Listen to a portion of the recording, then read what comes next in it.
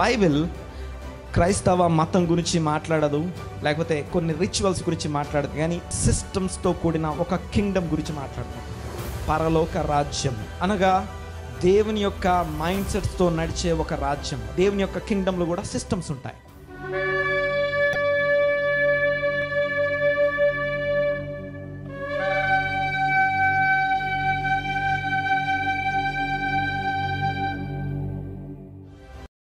Shalom, praise the lord. దేవునికి స్తోత్రం కలుగునుగాక. మరొకసారి పునరుత్థాన దినము, ఈ యొక్క ఆదివార దినమున ఇలాగున లైవ్లో కలుసుకోవడానికి కృపనిచ్చిన దేవునికి స్తోత్రం కలుగునుగాక. ఆయన వాక్యమును మనం ధ్యానించడానికి ఆయన సన్నిధికి వచ్చాము. మనల్ని మనం సిద్ధపరచుకుందాం.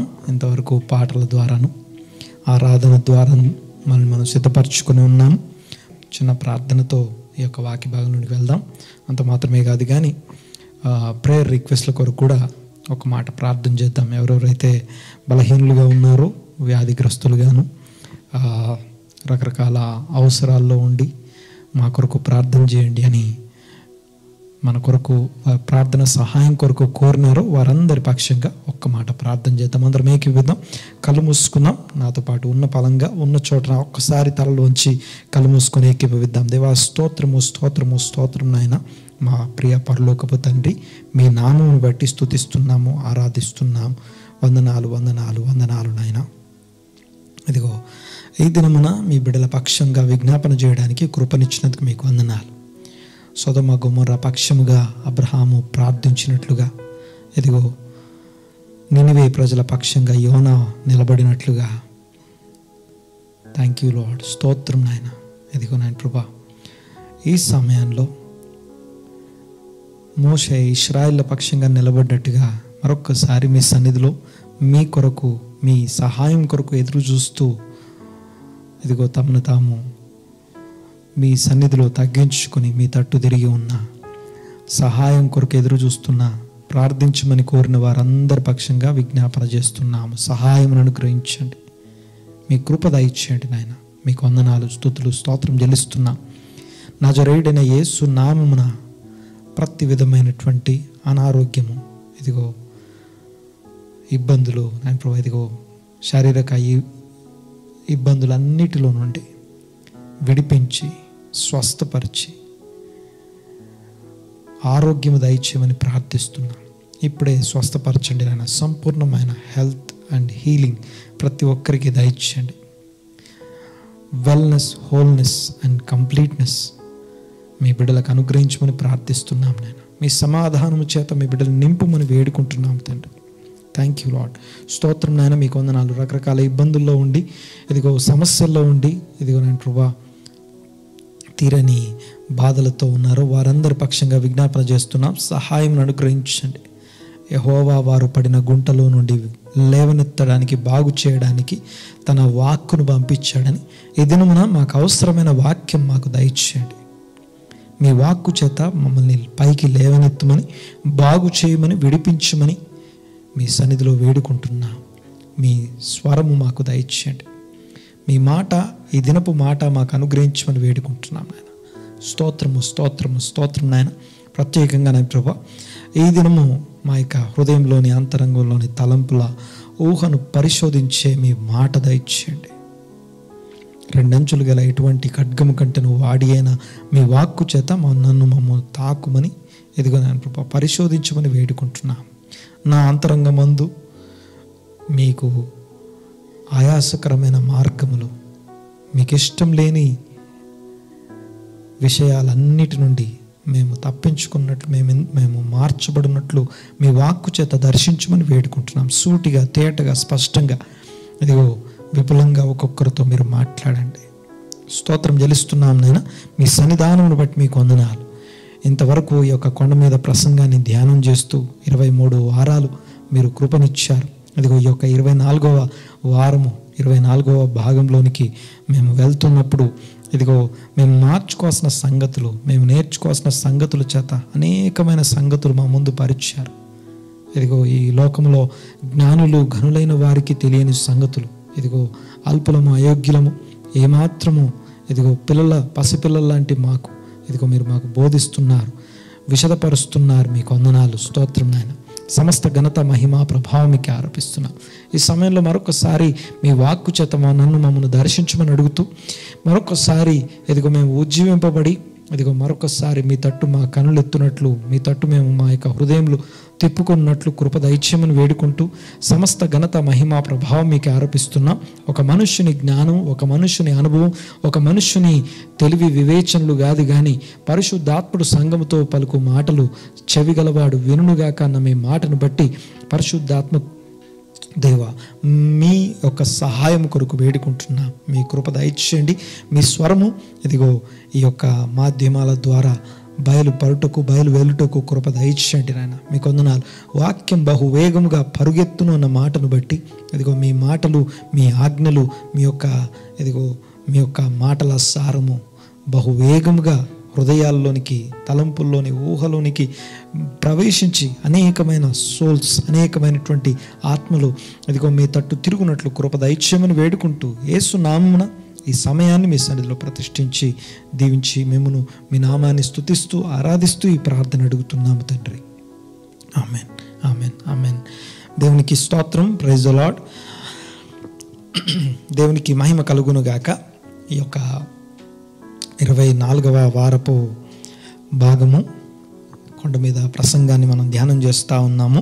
6వ అధ్యాయము 5వ వచనం నుండి 15వ వచనం వరకు ఉన్నటువంటి 10 వచనాల లేకపోతే ఆ యొక్క 11 వచనాల ప్రార్థన గురించినటువంటి భాగాన్ని మనం ధ్యానం చేస్తున్నాం. అందులో 2వ భాగంలోకి ఈరోజు వచ్చాము. దేవునికి స్తోత్రం కలుగును గాక. అద్భుతమైనటువంటి లీడింగ్ని మనం అనుభవిస్తున్నాము. ఈరోజు కూడా ప్రార్థన గురించినటువంటి భాగాన్ని ఫాస్ట్గా మనము వాక్యంలోనికి వెళ్ళిపోదాం. మరొకసారి అన్నీ నేను రిపీట్ చేయడం అంత ఉచితం అని నేను అనుకోవట్లేదు. మీరు ఒకవేళ ఏమైనా మిస్ అయితే ఆ పార్ట్స్ని మరలా వినటానికి మీకు అవకాశం ఉంది కనుక మరొకసారి వినటానికి ట్రై చేయండి. ఏదేమైనా కూడా 5వ అధ్యాయం 1వ వచనం నుండి 7వ అధ్యాయం చివరి వరకు ఉన్నటువంటి ఈ ప్రసంగంలో 6వ అధ్యాయంలోకి మనం ఈరోజు 2వ భాగము 6వ అధ్యాయంలోని మీరు ప్రార్థన చేయనప్పుడు అనే భాగంలో మనం ఉన్నాము. సో దేవునికి స్తోత్రం కలుగును గాక. మీరు చేయునప్పుడు అనే భాగంలో మనం ఉన్నాము. ఏమి చేయనప్పుడు, మీరు చేయునప్పుడు, నెంబర్ 1 మీరు ధర్మము చేయనప్పుడు, తర్వాత మీరు ప్రార్థన చేయనప్పుడు, ఆ తర్వాత 3వది మీరు ఉపవాసం చేయనప్పుడు. అందులో మీరు ప్రార్థన చేయనప్పుడు అని పోయిన వారం మనం ప్రారంభించుకున్నాం. ఆ యొక్క దాంట్లోని సెకండ్ పార్ట్, దాని కంటిన్యూషన్లో మనం ఈరోజు ఉన్నాం. చూడండి ఒకసారి. ప్రార్థన చేయనప్పుడు ద ప్రేయర్ యాటిట్యూడ్ గురించి మాట్లాడుకున్నాం. ప్రేయర్ యాటిట్యూడ్ ఎలా ఉంటుంది, మనము ప్రార్థించేటప్పుడు మన యొక్క ధోరణి, మన యొక్క ఉద్దేశాలు, మన యొక్క విధానము, మనం ప్రార్థించే మన తరహా ఎలా ఉండాలి, మన యొక్క ప్రవర్తన, మన యొక్క ఎలా ఉండాలి అనడానికి సంబంధించినటువంటి సంగతులు పోయిన వారం మనం మాట్లాడుకున్నాం. మీరు ఇలాగ ఉండక అనే విషయాలు, తర్వాత మీరు ఎలాగ ఉంటే మంచిదో చెప్పబడే ద యాటిట్యూడ్ గురించి, అనగా ఏ ధోరణిలో, ఏ ఉద్దేశంతో, ఎలాంటి ప్రవర్తనతో దేవుని సన్నిధిలో ప్రార్థన చేయాలి, యాటిట్యూడ్ గురించి గడిచిన వారం మాట్లాడుకున్నాం. అయితే ఈ వారము ద ప్రేయర్ కంటెంట్లోకి మనం వెళ్తున్నాం. ప్రభువైన యేసు క్రీస్తు బోధిస్తున్నాడు. దేవుని కుమారుడై ఉన్నవాడు, వాక్యమై ఉన్నవాడు, దేవుని ఉద్దేశాలు నెరిగినవాడు, ఆయన పోలిక చొప్పున ఉన్నటువంటి ఆయన మనుషుల పోలికగా పుట్టి నీ పోలికలోనికి నా పోలికలోనికి అనగా దాసుని స్వరూపం ధరించుకొని ఆయన ఒక దాసుడు ఎలాగా దేవుని కుమారుడిగా ఉండి దేవుని సన్నిధిలో ఉండి ప్రార్థించాలో, దేవుని యొక్క ఆయన ఉద్దేశాలతో, దేవుని చిత్తంతో ఎలా ఏకీభవించాలో తెలియజేసే సంగతులు, ఈ యొక్క అద్భుతమైనటువంటి సంగతులు మనము ఈ వారం మనం వినబోతున్నాము. ప్రేయర్ కంటెంట్ అనగా ఎలాగా ప్రార్థన చేయాలి. మళ్ళొక్కసారి ఈ విషయం గుర్తుపెట్టుకోండి. ఒక్కసారి ఈ ప్రేయర్ కంటెంట్ ఏదైతే ఉందో, నాట్ ఎగ్జాక్ట్ వర్డ్స్, అనగా అవే పదాలని మీరు వలకండి రోజు అని చెప్పట్లేదు యేసయ్య. ప్రేయర్ ఈ మాటల్ని ప్రతిరోజు వలకండి, ఇది ఒక మంత్రంలాగా రోజు ఉచ్చరించండి అని చెప్పట్లేదు. ఈ లాగు ప్రార్థన చేయడి అంటే ఈ విధానంలో, ఈ కంటెంట్ని, ఈ ప్రయారిటీస్ లెవెల్, అనగా ఏది ముందు, ఏది తర్వాత, ఏది ఎలా పెట్టాలి, దేని తర్వాత ఏది పెడితే మనం దేవుని చిత్తానుసారంగా ప్రార్థిస్తామో చక్కగా, అద్భుతంగా ప్రవక్తలు, రాజులు, భక్తులు వారందరూ బోధించేదానికి భిన్నంగా ఈయన ప్రభువైన యేసుక్రీస్తు దేవుని కుమారుడై ఉన్నవాడు మనకి బోధిస్తే ఎలా ఉంటుందో ఆ యొక్క సంగతులను మనము నేర్చుకుంటా ఉన్నాము. అద్భుతమైనటువంటి ఆ యొక్క కంటెంట్లోకి మనం వెళ్ళే ముందు ఆ యొక్క కంటెంట్ని డివైడ్ చేసుకుందాం. దేవునికి స్తోత్రం కలుగును గాక. ఆ ప్రేయర్ కంటెంట్ని డివైడ్ చేసుకోకముందు ఒకసారి చదువుదాము. మొత్తం భాగాన్ని అనగా 5వ వచనం నుంచి 15వ వచనం వరకు చదువుదాము. చదివిన తర్వాత ఈరోజు మన ధ్యాన భాగం వచ్చేసి 9వ వచనం నుంచి 15వ వచనం వరకు మనం ఈరోజు ధ్యాన భాగం ఒకసారి చదువుదాం. మత్తయి సువార్త 6వ అధ్యాయము 5వ వచనం నుంచి. మరియు మీరు ప్రార్థన చేయనప్పుడు వేషధారుల వలె ఉండవద్దు, మనుష్యులకు కనబడవలనని సమాజ మందిరములలోనూ వీధుల మూలలలోనూ నిలిచి ప్రార్థన చేయుట వారికి ఇష్టము. వారు తమ ఫలము పొంది ఉన్నారని నిశ్చయముగా మీతో చెప్పుచున్నాను. నీవు ప్రార్థన చేయునప్పుడు నీ గదిలోనికి వెళ్ళి తలుపు వేసి రహస్యమందున నీ తండ్రికి ప్రార్థన చేయుము. అప్పుడు రహస్యమందు చూచు నీ తండ్రి నీకు ప్రతిఫలం ఇచ్చును. మరియు మీరు ప్రార్థన చేయనప్పుడు అన్యజనుల వలె వ్యర్థమైన మాటలు వచింపవద్దు. విస్తరించి మాట్లాడుట వలన తమ మనవి వినబడునని వారు తలంచుచున్నారు. మీరు వారి వలె ఉండకుడి. మీరు తండ్రిని అడుగక మునుపే మీకు అక్కరగానున్నవేవో ఆయనకు తెలియను. కాబట్టి మీరిలాగు ప్రార్థన చేయుడి. పరలోకమందున్న మా తండ్రి, నీ నామము పరిశుద్ధపరచబడునుగాక. నీ రాజ్యము వచ్చుగాక. నీ చిత్తము పరలోకమందు నెరవేర్చినట్లు భూమి అందును నెరవేరునుగాక. మా అనుదిన ఆహారము నేడు మాకు దయచేయము. మా రుణస్థులను మేము క్షమించిన ప్రకారము మా రుణములను క్షమించుము. మమ్మను శోధనలోనికి తేక దుష్టుని నుండి మమ్మను తప్పించుము. మనుష్యుల అపరాధములను మీరు క్షమించిన ఎడల మీ పరలోకపు తండ్రియు మీ అపరాధములను క్షమించును. మీరు మనుష్యుల అపరాధములను క్షమింపకపోయిన ఎడల మీ తండ్రియు మీ అపరాధములను క్షమింపడు. Praise the lord. దేవునికి స్తోత్రం కలుగును గాక. ఈ యొక్క ప్రేయర్ కంటెంట్లో మనం ధ్యానం చేస్తున్నాము. ప్రేయర్ కంటెంట్లో ఆ యొక్క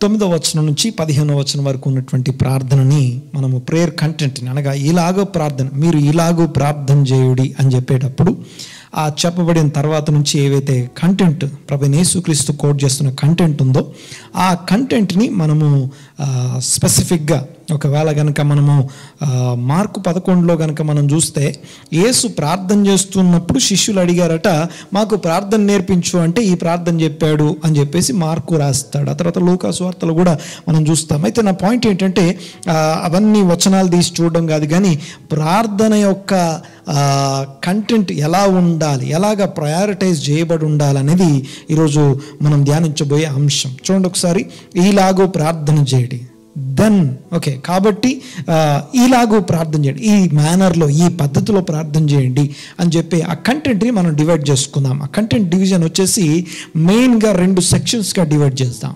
ఓకే, 2 ఇంపార్టెంట్ సెక్షన్స్. ఏంటి ఆ సెక్షన్స్ అంటే, ఫస్ట్ సెక్షన్ వచ్చేసి ఆయన హిస్ కన్సర్న్స్ అనగా ఆయన ఉద్దేశాలు, ఆయన ఆలోచనల కొరకు నేను ఆశపడుతున్నాను, నేను ప్రార్థిస్తున్నాను. ఓకే, మరొకసారి ద ఫస్ట్ సెక్షన్ వచ్చేసి his concern, the second section వచ్చేసి అవర్ కన్సర్న్. మరొకసారి ఓకే, ఓకే, యేసు ప్రభు యొక్క ఓకే ఆ యొక్క ప్రేయర్ పాయింట్స్ మనం చూస్తే, ప్రార్థన యొక్క ఆ యొక్క కంటెంట్ మనం చూస్తే దాన్ని 7 పాయింట్లుగా డివైడ్ చేసుకుందాం. 7 పాయింట్లని ఫస్ట్ పాయింట్ని పక్కన పెట్టేసి ఫస్ట్ పాయింట్ని పైకి జరిపి మిగిలినటువంటి 2 నుండి ఆ యొక్క 7 వరకు అనగా ఆ 6ని 3 చొప్పున 2 సెక్షన్స్గా డివైడ్ చేస్తే మొదటి 3 సెక్షన్స్ ఏవైతే ఉన్నాయో అవి ఆయన కన్సర్న్స్ అనగా కన్సర్న్స్ అంటే ఆయన ఉద్దేశాలు, ఆయన ఆశలు, ఆయన అక్కర్లు, అవి ఆయన కోరుకునే విషయాలు, ఆయన ఆశపడే విషయాలు అనగా ఆయన ఆశపడే విషయాల కొరకు కూడా నేను ప్రార్థన చేస్తున్నాను. ఓకే, రెండవది అనగా ముందు నువ్వు కోరుకున్నదే నేను కోరుకుంటున్నాను అని చెప్పడం. ఓకే, మరొకసారి మీరు ప్రార్థన చేయనప్పుడు, మనం ప్రార్థన చేసేటప్పుడు ఎలా చేయాలో చెప్తున్న ఆ యొక్క యాటిట్యూడ్ తర్వాత ప్రేయర్ కంటెంట్ చూస్తే ద ఫస్ట్ సెక్షన్ వచ్చేసి not our concern, first priority his concern అనగా నీవు కోరుకున్న విషయాలు, నీవు ఆశపడే విషయాలకే నేను నా మొదటి ప్రాధాన్యత ఇస్తున్నాను అని చెప్పమని యేసయ్య బోధిస్తున్న సంగతులు. నెంబర్ 1, ఆ మొదటి 3 పాయింట్లు ఏవైతే ఉన్నాయో అనగా 2, 3, 4, 5 ఆ యొక్క 2, 3, 4 అనబడుతున్న ఆ యొక్క 3 పాయింట్లు ఏవైతే ఉన్నాయో, ఆ ప్రేయర్ పాయింట్స్ ఏవైతే ఉన్నాయో అవి ఆయన ఆశలు, ఆయన కోరికలు, మన తండ్రి యొక్క కోరికలు, తండ్రి యొక్క ఆశలు, తండ్రి యొక్క ఉద్దేశాలు, వాటి కొరకు మనం ముందు ప్రార్థన చేస్తున్నాం. తర్వాత రెండోది వచ్చేసి అవర్ కన్సర్న్స్, అనగా మనము ఏం ఆశపడుతున్నాం, మా అక్కర్లేంటి, మా ఆశలేంటి, మా ఉద్దేశాలేంటి, మా అవసరాల్లో మేము ఎలా ప్రార్థన చేయాలి. ఓకే, ఈ మాటల కంటే ముందు, ఓకే, ప్రేయర్ కంటెంట్లోకి వెళ్ళక ముందే ఆ యొక్క కంటిన్యూషన్ ముందు ఫస్ట్ లింక్ పాయింట్ని కనుక మనం చూస్తే ఏమనుంది, మీకు అక్కరగా ఉన్నవి మీ పరలోకపు తండ్రిని అడుగక మునుపే ఆయన ఎరిగి ఉన్నాడు. దేవునికి స్తోత్రం కలుగునుగాక. మీకు అక్కరగా ఉన్నవేవో మీరు ఆయనని అడుగక మునిపే ఆయన ఎరిగి ఉన్నాడు. ఎరిగి ఉన్నవాడితో మీరు ప్రార్థన చేసినప్పుడు కాబట్టి మీరు ఇలాగూ ప్రార్థన చేయండి, ఈ పద్ధతిలో చేయండి. ఏ పద్ధతిలో అంటే 2 సెక్షన్స్గా డివైడ్ చేసి ఉన్నాయి. ఓకే, మొదటిది పరలోకమందున్న మా తండ్రి, దాన్ని పక్కన పెట్టి ఓకే, ఆ తర్వాత ఉన్నటువంటి 6 పాయింట్లని 2 సెక్షన్స్గా డివైడ్ చేసుకుంటే ఫస్ట్ హిస్ కన్సర్న్, ఆ తర్వాత అవర్ కన్సర్న్స్. ఓకే, ప్రేయర్ ఎలా చేయాలి, మన ప్రార్థన ఎలా ఉంటే సరిగ్గా ఉంటుందో ఏ భక్తుడు, ప్రార్థన యోధులు, వీరులు ఎవరు చెప్పిన దానికన్నా ప్రార్థన వినేవాడే వచ్చి చెప్తే ఎలా ఉంటుందో స్పష్టంగా, చాలా క్లియర్గా, క్లారిటీగా మనకు అర్థమవుతుంది. దేవునికి స్తోత్రం కలుగునుగాక. వాక్యంలో ఒకవేళ మీరు బైబిల్ ట్రైనింగ్ చేయాలి, లేకపోతే ఇంకేదో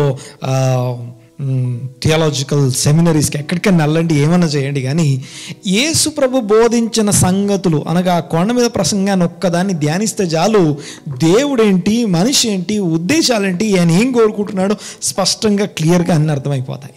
ఇంకా దానికి ఇంకా ఎక్స్ట్రా ట్రైనింగ్ ఏం అవసరం లేదనిపిస్తుంది నాకైతే. సరే, దేవునికి స్తోత్రం. ప్రేయర్ ఎలా చేయాలో యేసయ్య మాట్లాడుతున్న మాటలు, మీరు చేయునప్పుడు ధన్యులు, ఆ తర్వాత ఆ యొక్క మీరేమై ఉన్నారు, తర్వాత మీరు విని ఉన్నారు, ఏం విని ఉన్నారు, ఏం నేను మీతో చెప్పేది ఏంటి, అసలు ఉద్దేశం ఏంటి, ఆ యొక్క స్పిరిట్ ఆఫ్ ద లా గురించి మాట్లాడిన తర్వాత మీరు చేయనప్పుడు, క్రియల దగ్గరికి వచ్చేసరికి ధర్మం చేయనప్పుడు అయిపోయింది. ప్రార్థన చేయనప్పుడు ఎలాంటి యాటిట్యూడ్తో ఉండాలి, ఎవరిలాగా మనం ఉండాలి, ఆ మనుషుల్ని మెప్పించడానికి కాదు, దేవుని మెప్పించడానికి. అవి చెప్పిన తర్వాత ప్రేయర్ కంటెంట్లోకి మనం ఈరోజు వచ్చాం. చూడండి ఒకసారి. ద ఫస్ట్ సెక్షన్ వచ్చేసి ఆ యొక్క హిస్ కన్సర్న్స్, ఆయన కన్సర్న్స్ ఏంటివి. సెకండ్ సెక్షన్ వచ్చేసి అవర్ కన్సర్న్స్. చాలాసార్లు ప్రార్థన చేయమనగానే డైరెక్ట్గా మన కన్సర్న్స్కి వెళ్ళి, నీ కన్సర్న్స్ నువ్వు చెప్పక ముందే, అనగా నీ అక్కరలు నువ్వు దేవునికి చెప్పక ముందే ఆయనకి తెలుసు. అయితే నువ్వు ఎలా చేయాలి ముందు ప్రార్థన అంటే, దేవుని అక్కరలు ఏందో ముందు తెలుసుకో. దీని గురించి మనం ఇంకా ముందుకు కనుక వెళ్తే, అనగా ఈ యొక్క కొండ మీద ప్రసంగంలో 6వ అధ్యాయం కనుక వెళ్తే అక్కడ ఒక మాట ఇలా రాస్తుంది. మొదట ఈ యొక్క ప్రార్థన చేయనప్పుడు ఉపవాసము, తర్వాత నెక్స్ట్ టాపిక్ వచ్చేసి మీరు ఏమి తిందుమో ఏమి త్రాగుదమో అని విచారించకండి. విచారాన్ని గురించి మాట్లాడుతూ ఏం చేయకూడదో చెప్తాడు. ఓకే, ఏం విన్నారో అయిపోయింది, ఏం చేయాలో చెప్తున్నాడు, ఏం చేయకూడదు, విచారించకూడదు అనేది తర్వాత నెక్స్ట్ సెక్షన్ అనమాట. ఆ యొక్క విచారించకూడదు అనే దాంట్లో చివరికి వచ్చిన తర్వాత అంటాడు, మొదట దేవుని నీతిని, ఆ తర్వాత ఆయన రాజ్యమును వెదకుడి, అప్పుడు అవన్నీ మీరు విచారించేవి, మీకు అక్కరగా ఉన్నవన్నీ మీ వెనకాల యాడ్ అయిపోతాయి, అనగా మీకు అంటుకట్టబడతాయి, మీకు అనుగ్రహించబడతాయి, మీకు యాడ్ చేయబడతాయి. యాడెడ్ అంటూ యూ, అంటూ అస్ అనే మాట, ఆ యొక్క మాటని మనము ఆ యొక్క 6వ అధ్యాయంలో 30, 31, 32 వచనాల్లో మనం ఆ మాట చూస్తాం. సరే, చూడండి ఒకసారి. అంటే ముందు దేవుని నీతి, దేవుని రాజ్యం. అంటే అక్కరలు నాకున్నాయి, అక్కర నాకుంది, అవసరం నాకుంది, ప్రార్థన చేయడానికి దేవుని సన్నిధికి వెళ్ళాను. కానీ అక్కడ నేను గుర్తుపెట్టుకోవాల్సిన ప్రైమరీ థింగ్ ఏంటంటే, నేను ప్రార్థన చేయకముందే నాకు అక్కరగా ఉన్న విషయాలు నా పరలోకపు తండ్రికి తెలుసు కాబట్టి నేనేం ప్రార్థన చేయాలంటే, ముందు నేను ఏది ఆలోచించాలి, దేన్ని నా ప్రార్థనలో ముందు పెట్టాలంటే ఆయన అక్కర్లు, ఆయన ఆశల్ని ముందు పెట్టాలి. అనగా దేవుని అక్కర్ల కోసం ముందు ప్రార్థన చేస్తాం. దేవుని అక్కర్లు, దేవుని ఉద్దేశాలు, అనగా దేవుని చిత్తానికి సంబంధించినటువంటి ఆయన చిత్తానుసారమైన ప్రార్థనలో ఆయన ఏం కోరుకుంటున్నాడు, ఆయన ఎలాంటి ఉద్దేశాలు కలిగి ఉన్నాడు, వాటి గురించి నేను ఏకీభవిస్తున్నాను అని చెప్పడం. సో దేవునికి స్తోత్రం కలుగునుగాక. దేవుని అక్కరలు అనేసరికి ఎక్కడికో వెళ్ళిపోవాల్సిన అవసరం లేదు. సో మనం ఒక్కొక్క దాన్ని ఆలోచించుకుంటూ మనం ముందుకెళ్దాం. సో ఈ 2 సెక్షన్స్లోకి వెళ్ళక ముందు, ఈ 2 సెక్షన్ల కంటే ముందు పరలోకమందున్న మా తండ్రి, పోయిన వారం జస్ట్ లైట్గా అలా ఊరికే చూసాము. అయితే ఈరోజు కొంచెం డీటెయిల్గా మాట్లాడుకొని చూడండి. సార్, పరలోకమందున్న మా తండ్రి అని చెప్పేటప్పుడు గుర్తుపెట్టుకోవాల్సిన అతి ప్రాముఖ్యమైన విషయం ఏంటంటే, నేను ఎవరితో మాట్లాడుతున్నాను, ఏం మాట్లాడుతున్నాను. 2 important things, grace and majesty. Grace and majesty చూడండి ఒకసారి. పరలోకమందున్న అని అంటున్నప్పుడు I'm talking about his majesty. తన యొక్క గొప్పతనం, తన యొక్క మహిమను, తన ప్రభావాన్ని గురించి నేను మాట్లాడుతున్నాను. ఆకాశం మీద అనగా అన్ని సిస్టమ్స్, అన్ని ఈ భూమి మీద ఉన్నటువంటి విశ్వంలో ఉన్నటువంటి సమస్తమును ఏలుచు అన్నిటినీ కంట్రోల్ చేయగలిగిన, కంట్రోల్లో పెట్టుకోగలిగిన, ఏకఛత్రాధిపత్యంగా పరిపాలిస్తున్నటువంటి సింహాసనం మీద కూర్చున్నవాడు, ఆయనతో మాట్లాడుతున్నాం. That is his majesty. Number 1, దానికంటే ముందు ఫాదర్ అనగా తండ్రి అనాలంటే వి నీడ్ హిస్ గ్రేస్. ఆయన కృప లేకపోతే మనం ఆయనను తండ్రి అని పిలవలేం. దేవునికి స్తోత్రం కలుగును. జాగ్రత్తగా గమనించండి ఒకసారి.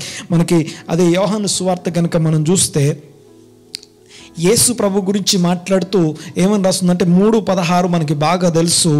ఆయన అద్వితీయ కుమారుడు అనే మాట. అంటే ఆయన అద్వితీయ అనగా ఇంకా ఎవరు కుమారులు లేరు, యేసు మాత్రమే. ఆయన ఏకైక కుమారుడు, జనితైక కుమారుడు, one and only begotten sun అనగా ఓన్లీ వన్ సన్ అని అర్థం. అంటే మిగిలిన ఇంకెవరు కొడుకులు లేరు, ఆయనకి పిల్లలు ఎవరు లేరు అని అర్థం. కానీ చూడండి ఒకసారి, మనము ఏమని ప్రార్థన చేస్తున్నాం ఈరోజు? మనం ఏమని ప్రార్థన చేయమని చెప్తున్నాడు ఏసయ్య భూమి మీదకి వచ్చినటువంటి మెయిన్ పర్పస్ ఏంటిదంటే ఆయన కృప మనకి పంచడం కొరకు. ఏంటి ఆ కృప అంటే? ఆయన కృప మనకిచ్చే అల్టిమేట్ గిఫ్ట్ ఏంటంటే ద సన్షిప్.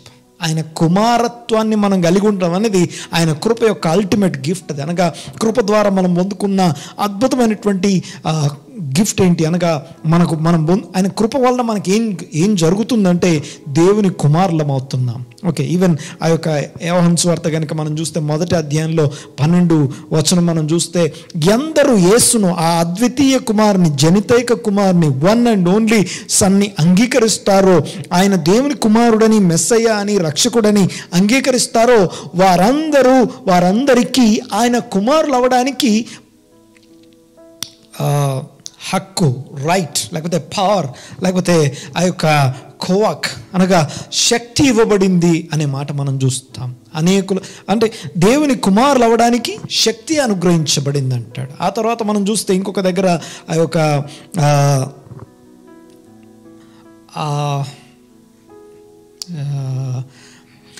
యేసు ప్రభు మరణ పునరుత్థానాల తర్వాత ఒక మాట, యేసయ్య మాట ఒకటి ఉంది, అది గుర్తొస్తూ ఉంది. 20వ అధ్యాయం చూద్దాం ఒకసారి. 20వ అధ్యాయం 17వ వచనం చూడండి ఒకసారి. యోహాను సువార్త 20వ అధ్యాయం 17వ వచనం ఒక్కసారి చూడండి ఒకసారి. యేసు ప్రభు యొక్క ఉద్దేశం ఎంత గొప్పదో 17వ అధ్యాయంలో ఏముందో మనకు తెలుసు. ఆయన మాటలన్నిట్లో తండ్రి తండ్రి తండ్రి అని మాట్లాడుతున్నాడు. చూడండి ఒకసారి. యేసయ్య ప్రార్థన చేసినప్పుడు అంతా తండ్రిని తండ్రి అని సంబోధిస్తూ ప్రార్థన చేయగలిగిన వన్ అండ్ ఓన్లీ పర్సన్ ఆయన. ఒకే ఒక్క అద్వితీయ కుమారుడు ఆయన. దేవునికి స్తోత్రం. ఒక్కసారి ఆయన పునరుత్థానుడైన తర్వాత మరియతో మాట్లాడుతున్న మాటలు, ఒక్కసారి ఈ మాటల్ని మీరు చూడండి. మీ బైబిల్ తీసి చూడగలిగితే ఇంకా చాలా సంతోషం. చూడండి ఒకసారి 17వ వచనం. యేసు ఆమెతో, నేను ఇంకను తండ్రి వద్దకు ఎక్కిపోలేదు, నేను ఇంకా తండ్రి వద్దకు వెళ్ళలేదు, ఇంకా నన్ను ముట్టుకొనవద్దు. నెక్స్ట్, అయితే నా సహోదరుల యొద్దకు వెళ్ళి, మై బ్రదర్స్. ఓకే, పునరుత్థానుడైన యేసు నా సహోదరుల దగ్గరికి వెళ్ళు, వాళ్ళు నా సహోదరులు అని చెప్తూ చూడండి ఒకసారి.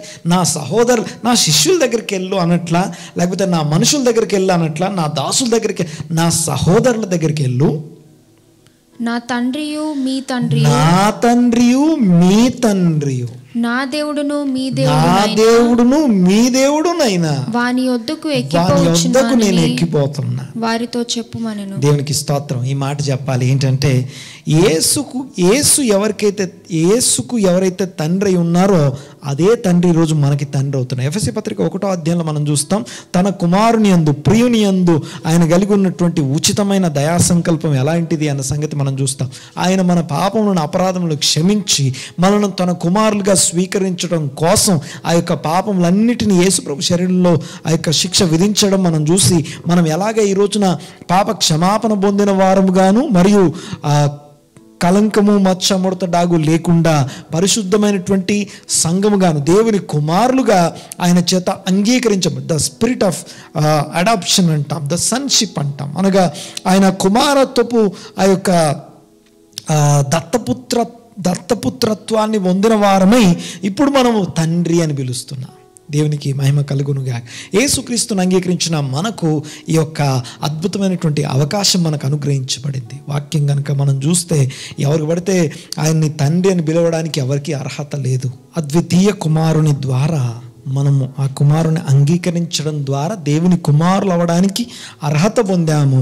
ఆ కుమారుని ఆత్మచేత నింపబడిన వారమే ఆ కుమారుని ఆత్మను అనుసరించి నడుచుకున్నటను బట్టి ఎందరూ ఆయన ఆత్మచేత నడిపించబడతారో వారు దేవుని కుమారులు అనబడతారు అంటాడు. ఆ తర్వాత హెబ్రీ పత్రిక 10వ అధ్యాయంలో మనం చూస్తే హెబ్రీలకు రాసిన పత్రిక 10వ అధ్యాయంలో ఏమనుందంటే, ఎవరైతే యేసుక్రీస్తు యొక్క అర్పణ క్రిందికి అనగా ఆయన పరిశుద్ధపరచబడు వారిని సదాకాలం పరిశుద్ధపరచబడ్డానికి తన శరీరం ఒక్కసారి అర్పించటం బట్టి అందరిని పరిశుద్ధపరిచాడు అంటాడు. ఈ మాటలు చెప్పిన తర్వాత, నేను అంత్యదినాల్లో వారి హృదయముల మీద నా వాక్యమును, నా మాటలు రాస్తాను, నా ఆజ్ఞలు హృదయాల మీద రాస్తాను. ఆ మాట చెప్పిన తర్వాత అప్పుడు పరిశుద్ధాత్ముడు చెప్తాడు, ఇకను వారి పాపములన్నిటికీ జ్ఞాపకం చేసుకొనును అని సాక్ష్యం ఇస్తున్నాడు. ఆ యొక్క అదే ఆత్మచేత అనగా మన పాపములను ఒప్పుకొని విడిచిపెట్టిన వారమే, ఆత్మచేత నింపబడిన వారమే, ఆత్మానుసారంగా నడిచే మనము దేవుని కుమారులమై ఉన్నాం. దేవుని కుమారులై ఉన్నవారు అక్కరలతో ఉంటారు, అవసరాలతో ఉంటారు. అయితే ఆ అక్కర్ల అవసరాల మధ్యలో ఏమని ప్రార్థన చేయాలి, ఎక్కడికి వెళ్ళాలి, ఎవరి దగ్గరికి వెళ్ళాలి? మనకుండే ఈ సహాయం ఇక్కడ నుండి అక్కడ నుండి రాదు. కానీ ఈ పొలిటికల్ హెల్ప్, లేకపోతే physical help, family help, financial help, లేకపోతే ఇంకా ఏదో దేశాల నుండి లేకపోతే ఎక్కడి నుంచో మనకి సహాయం రాదు. కానీ మన ఫోకస్, మన దృష్టి, మనకు సంబంధించినటువంటి మన సహాయము ఆయన పరలోకము నుండి అనగా ఆకాశము నుండి మాత్రమే మన సహాయం ఉన్నది. కొండల తట్టు నా కన్నులెత్తుచున్నాను, నాకు సహాయం ఎక్కడి నుండి వచ్చును. 121 కీర్తన ఒకసారి చదువుదాం చూడండి. ఒకసారి 121 సామ్స్, ఒకసారి 121 కీర్తన చదువుదాము. కొండల తట్టు నా కన్నులెత్తుచున్నాను, నాకు సహాయం ఎక్కడి నుండి వచ్చును. యెహోవా వలననే నాకు సహాయము కలుగును. ఆయన భూమి ఆకాశములను సృజించిన వాడు, ఆయన నీ పాదము తొట్రిల్లనీయడు. నిన్ను కాపాడువాడు కునుకడు, ఇశ్రాయేలును కాపాడువాడు కునుకడు, నిద్రపోడు. దేవునికి స్తోత్రం.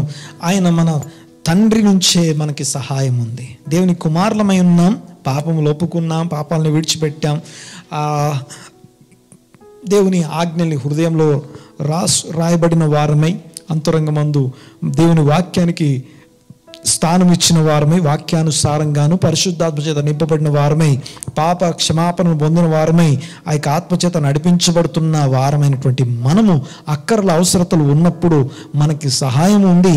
ఆయన సహాయం చేసేవాడు, భూమి ఆకాశంలో సృష్టించిన ఆయన వలననే మనకి సహాయం కలుగుతుంది అనే మాటలు మనం చూస్తున్నాం. అలాంటి సహాయం కోసం, అక్కర కోసం ఆయన సన్నిధికి వెళ్ళి ప్రార్థన చేసేటప్పుడు నేను చెప్పాల్సిన ముందు, నేను పలికేటప్పుడు పరలోకమందున్న మా తండ్రి అని మాట్లాడేటప్పుడు నేను గుర్తు చేసుకునే విషయాలు, నేను గ్రహించాల్సిన విషయాలు, నేను ఆ యొక్క మాటల్ని యాజ్ ఇట్ ఈస్గా పలికినా పలకకపోయినా ఆ రెండు విషయాలు నేను నా మనసులో పూర్తి అవగాహనతో చెప్పగలగాలి. His grace and his majesty, ఆయన కృప మరియు ఆయన ఘనమైన ఆయన ప్రభావం, ఆయన రాజ్యం. దేవునికి స్తోత్రం. సింహాసనాసీనుడైన వాడు అనగా సింహాసనం మీద ఉన్నవాడు నాకు తండ్రి. తండ్రి అనాలంటే నాకు కృప కావాలి. ఆయన సింహాసనాసీనుడై చూడాలి అంటే నేను అక్కర్లో ఉండొచ్చేమో, నేను అవసరంలో ఉండొచ్చేమో, కానీ నా అక్కర్లో ఆయన సింహాసనం మీద ఉన్నాడో లేడని డౌట్ వచ్చేలాగా ఉండకూడదు. ఫస్ట్ ఆఫ్ ఆల్ నేను అక్కర కోసం ఆయన దగ్గరికి వెళ్ళినా నేను గుర్తించాల్సిన విషయం ఏంటంటే still he's on the throne. ఇప్పటికీ కూడా ఆయన సింహాసనం మీద ఉన్నాడు. నాకు అక్కర కూడా, నాకు అవసరమైంది కూడా ఆయన చేతిలో, ఆయన కంట్రోల్లో ఉంది అని. నాకు అవసరమైంది ఇంకెవరి కంట్రోల్లో లేదు, నా దేవుని కంట్రోల్లో ఉంది అన్న సంగతి ముందు ఆ యొక్క సెక్షన్స్లోకి వెళ్ళక ముందు నేను గుర్తించాల్సిన విషయం, పరలోకమందున్న మా తండ్రి అని ఊరికే పలికితే కాదు, కానీ నేను గుర్తించాలి, గ్రహించాలి. పరిపూర్ణమైన గ్రహింపుతో, ప్రత్యక్షతతో ఈ మాట చెప్పగలగాలి.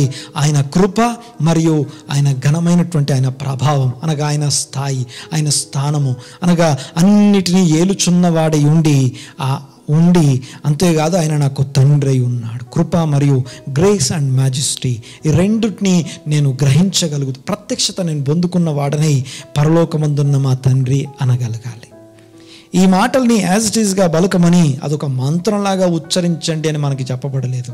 అంతేగాని ఈ మాటలు ఈ విషయమే సంబంధం లేదు, ఇది చాలా చిన్నది, సింపుల్ అని చెప్పేసి పనికిరాందిగా లేకపోతే ఆఫ్టర్ ఆల్గా లేకపోతే వీటికంటే పెద్ద పెద్ద ప్రార్థనలు మాకు తెలుసు అని తీసేసేలాగా కూడా ఈ మాటల్ని మనం ఎంచడానికి వీల్లేదు. ఎందుకంటే ఈ యొక్క ప్రయారిటీస్, ఆ యొక్క ప్రార్థన యొక్క కంటెంట్ యొక్క ప్రయారిటీస్ చాలా ఇంపార్టెంట్. అందులో మొట్టమొదటిది ఆయన కృప మరియు ఆయన ఘనమైనటువంటి ఆయన ప్రభావాన్ని నేను గుర్తించగలగాలి. ఇది అయిన తరువాత ఫస్ట్ నా అక్కర్లు మాట్లాడుతున్నాను. అయితే నా అక్కర్లు చెప్పేటప్పుడు not my concerns, not our concerns, but నేను ముందు ఆయన కన్సర్న్స్ని మధ్యలోకి తీసుకురావాలి. అనగా ఆయన కన్సర్న్స్తో నేను ఏకీభవిస్తున్నాను అని అర్థం. అనగా నీ ఉద్దేశాలు, నీ ఆలోచనలు, నీ చిత్తమే ముందయ్యా అని చెప్పేసి నేను ముందు ఆయన చిత్తం కొరకు, ఆయన ఆలోచన కొరకు ప్రార్థన చేయడం. అబ్రహాము ఆ యొక్క సొదొమ కొరకు ప్రార్థన చేస్తున్నప్పుడు, సొదొమ గొమొర్రాల నాశనానికి ముందు ఆయన ప్రార్థన చేస్తున్నప్పుడు ఏమని ప్రార్థన చేస్తున్నాడు? సొదొమ గొమొర్రాల కొరకు ప్రార్థన చేస్తే అబ్రహాంకి ఏమి లాభం లేదు. కానీ ఆయన ఎవరి లాభం చూస్తున్నాడంటే, ఎవరి కోసం అయితే ప్రార్థన చేస్తున్నాడో ఆ ప్రార్థించే ఆ యొక్క దేవుని లాభం కొరకు ప్రార్థన చేస్తున్నాడు. ఇదిగో ఆ యొక్క పట్టణంలో 50 మంది నీతిమంతులు ఉంటే, లక్షల మంది ఆ పట్టణంలో ఉన్నప్పటికీ ఒక్క 50 మంది నీతిమంతులు ఉంటే, 1,00,000 మంది, ఆ లక్షల మందితో పాటు 50 మందిని నాశనం చేసిన వాడన్న చెడ్డ పేరు నీకు రావద్దు. దేవునికి మహిమ కలుగునుగాక. ఆ చెడ్డ పేరు, ఆ చెడ్డ ఆ యొక్క అలాంటి ఆ యొక్క చెడ్డ పేరు నీకు రావద్దు. అందుకే నేను ప్రార్థన చేస్తున్నాను. దేవునికి స్తోత్రం. అనగా మా ప్రార్థన అంశాల్లో మొదటి ప్రయారిటీ దేవుని చిత్తము, దేవుని ఉద్దేశాలకి మొదటి ఇవ్వాలి. ఎంతసేపు నాకేం కావాలి, నాకేం అవసరం ఉంది అని చూడడం కాదు. This is the way how to pray, this is the way how to approach God. నువ్వు నీ దేవునితో, ఆ దేవునితో ఎలాగ అప్రోచ్ అవ్వాలి అంటానికి ఆ యొక్క కుమారుడు అనగా ప్రభువైన యేసుక్రీస్తు దేవుడే దిగొచ్చి నీకు చెప్తే ఎలా ఉంటుందో స్పష్టంగా ప్రేయర్ ఎలా చేయాలో చెప్తున్నాడు. నీ ప్రార్థన అంశాలను ఒక్కసారి చెక్ చేయి. నీ ప్రేయర్ పాయింట్స్ని, నీ ప్రేయర్ ప్యాటర్న్ని, నీ ప్రార్థన నమూనాన్ని, నీ ప్రార్థన మాదిరిని ఒక్కసారి పరీక్షించు. ఒక్కసారి వాటన్నిటిని ఆర్గనైజ్ చేయడానికి ట్రై చేయి. నెంబర్ 1, మొట్టమొదటిది ఆయన మెజెస్టీ అండ్ ఆయన గ్రేస్ని ముందు నేను గ్రహింపగలిగిన వాడనై ఉండి, నేను నెక్స్ట్ మొట్టమొదట ప్రార్థన చేయాల్సిన విషయం ఏంటంటే ఆయన కన్సర్న్స్ అనబడుతున్న సెక్షన్లోకి నేను వెళ్ళాలి. నెంబర్ 1, మొట్టమొదటిది నీ నామము పరిశుద్ధపరచబడును గాక. పరలోకమందున్న మా తండ్రి, నీ నామము పరిశుద్ధపరచబడును గాక అంటే అర్థం ఏంటంటే ఆయన నామము పరిశుద్ధపరచబడాలి. ఈ భూమి ఆ మూడింటిని కలిపి ఒకసారి మాట్లాడుకుందాం. నెంబర్ 1, నీ నామం పరిశుద్ధపరచబడును గాక, నీ రాజ్యము వచ్చును గాక. 3వది, నీ చిత్తము పరలోకమందు నెరవేరుచున్నట్లు భూమి అందు నెరవేరును గాక. ఈ మూడిట్లో గాక అనే పదం చివరిలో చూస్తాం. ఆ గాక అని తెలుగులో ఉంది, బట్ దాని యొక్క ఉద్దేశం ఏంటంటే యాక్చువల్గా అందులో రిక్వెస్ట్ ఏమీ లేదు, కానీ నువ్వు కోరుకున్నదే నేను కోరుకుంటున్నానని చెప్పేసి దేవునితో ఏకీభవించటం. అంటే నా యొక్క ప్రేయర్ అంతటినీ 6 పాయింట్లు రాస్తే అందులో 3 పాయింట్లు కేవలం దేవుని ఉద్దేశాలు, దేవుని చిత్తము, దేవుని ఆలోచనలతో ఏకీభవించడమే ఉంది. This is how we have to organise our prayer points, our prayer structure, prayer text. లేకపోతే నా ఒకాబులరీ, నా ప్రార్థన యొక్క ఒకాబులరీ ఏమై ఉండాలి అంటే ఈ విధానంలో ఉండాలి. నెక్స్ట్ జాగ్రత్త గమనించండి ఒక్కసారి. నీ నామం పరిశుద్ధపరచబడును గాక, నీ రాజ్యం వచ్చును గాక, నీ చిత్తం పరలోకమందు నెరవేర్చున్నట్లు భూమి యందు నెరవేరును గాక. ఒక్కసారి జాగ్రత్తగా గమనించండి. ఒక్కసారి మనకు అర్థం అవడం కోసం నేను ఒక మాట చెప్తాను. దేవుని నామం పరిశుద్ధపరచబడడం అంటే అర్థం ఏంటి? తండ్రి నామం. 2వది ఆయన రాజ్యం రావడం అంటే అర్థం ఏంటి? ఆయన రాజ్యం అనగానే మనకి మనం చూసిన సినిమాలు అయి ఉండొచ్చు, లేకపోతే మనం చదివిన కథలు అయి ఉండొచ్చు, మనం నేర్చుకున్నటువంటి ఆ యొక్క చందమామ కథలు అలాంటివి అయి ఉండొచ్చు. అవన్నీ రాజ్యం అనగానే ఒక పిక్చర్ మనకిస్తుంది. రాజ్యం అనగానే మనం కూడా అలాగే చూస్తాం. సింహాసనం అనగానే ఆ కథల్లో లాగే మనం ఊహించుకుంటాం. కానీ ఈ రాజ్యము ఆ రాజ్యము రెండు వేరు వేరు. ఇప్పుడు ఆ రాజ్యము అనే పాయింట్ గురించి నేను ఇప్పుడు మాట్లాడిన ఉద్దేశం కాదు, కానీ మనకున్నటువంటి రాజ్యము అనే దానికి ఉన్నటువంటి మనకున్న పిక్చర్లలో నుంచి ఈ రాజ్యాన్ని చూడడం మంచిది కాదు అని చెప్పడానికి ఈ మాటలు జ్ఞాపకం చేస్తున్నాను.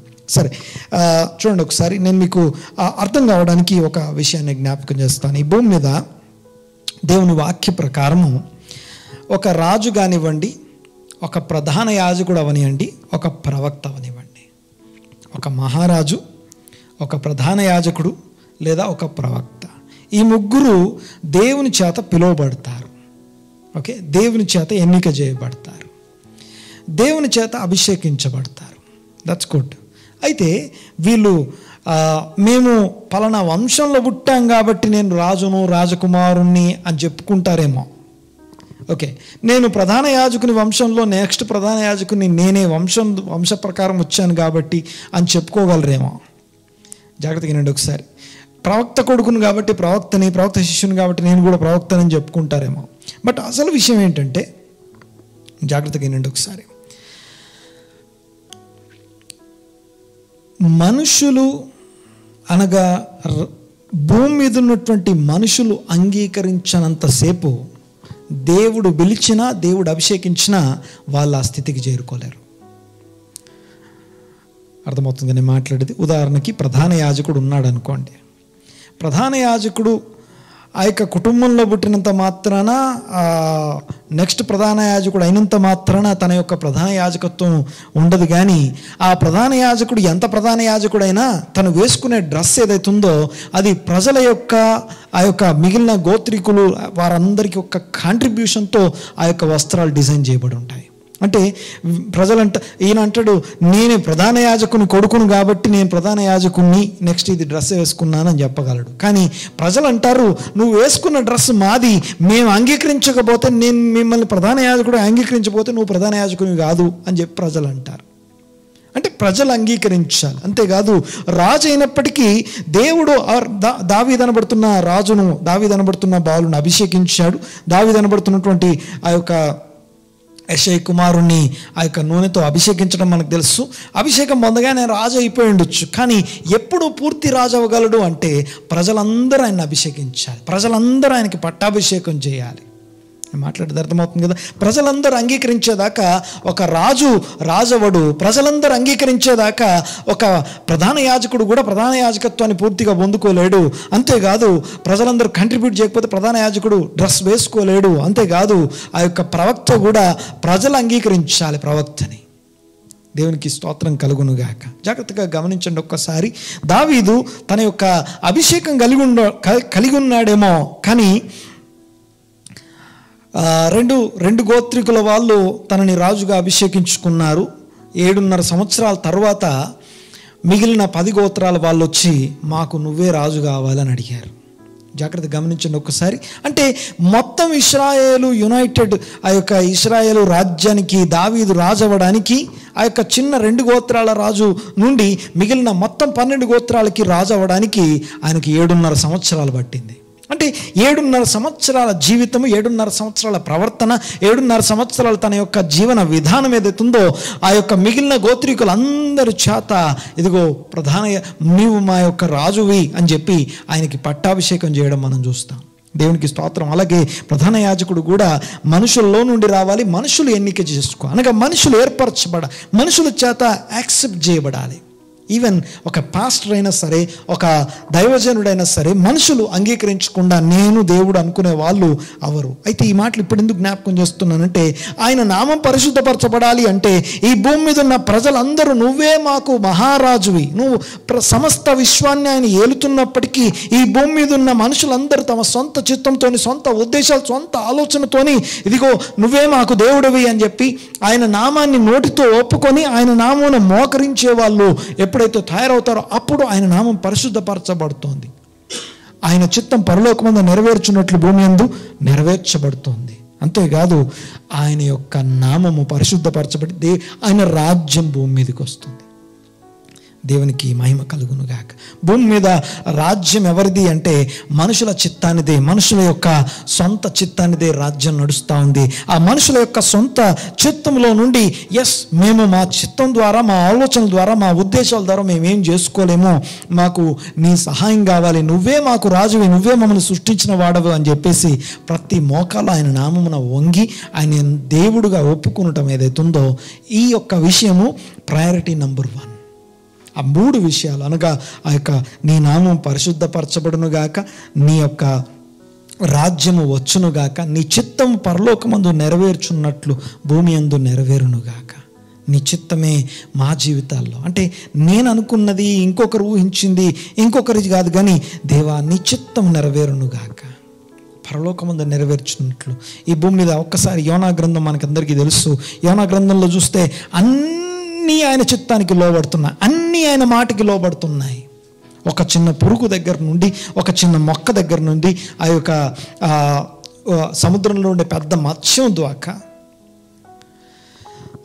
అన్ని, సముద్రము, గాలి, అలలు, everything is in his control, తన యొక్క స్వాధీనంలో ఉన్నాయి.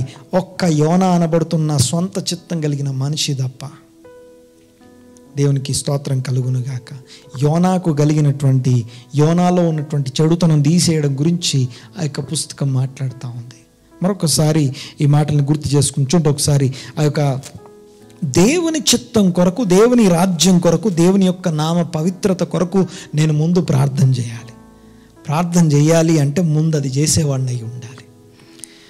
అనగా ఫస్ట్ ఆఫ్ ఆల్ నేను గుర్తించాల్సిన విషయం ఏంటంటే, నేను పాపిని, ఆయన కృప ద్వారా మాత్రమే నేను నీతిమంతుణ్ణి, పరిశుద్ధుణ్ణి అవుతున్నాను. ఆయన కృప ద్వారా మాత్రమే ఆయన కుమారుణ్ణి అవుతున్నాను. ఆయన కృప ద్వారా మాత్రమే తండ్రి, అబ్బా అని మాట్లాడగలుగుతున్నాను. కృపకి మూలమగు ఆత్మ సహాయాన్ని బట్టే ఆయన్ని అబ్బా, తండ్రి అని పిలవగలుగుతున్నాను. ఆ యొక్క సమస్త విశ్వాన్ని ఏలుతూ ఉండి సింహాసనాసీనుడైన దేవా, నీవు నాకు తండ్రివి, నా అక్కర కంటే కూడా నీ నామ పవిత్రత ముందు నాకు కావాలి. నాకు ఉద్యోగాలు కావాలి, డబ్బులు కావాలి, నా సమస్యలు నాకున్నాయి, అవన్నిటి మధ్యలో వాటికంటే ముందు నీ నామం పరిశుద్ధపరచబడాలయ్యా, నీ రాజ్యం వచ్చునుగాక, నీ చిత్తం భూమి యందు నెరవేరాలి అని ఫస్ట్ సెక్షన్ మొత్తం కూడా దేవునికి ప్రయారిటీ, అనగా దేవుని ఉద్దేశాలకి, దేవుని ఆలోచనలకి ప్రయారిటీ ఇవ్వడం.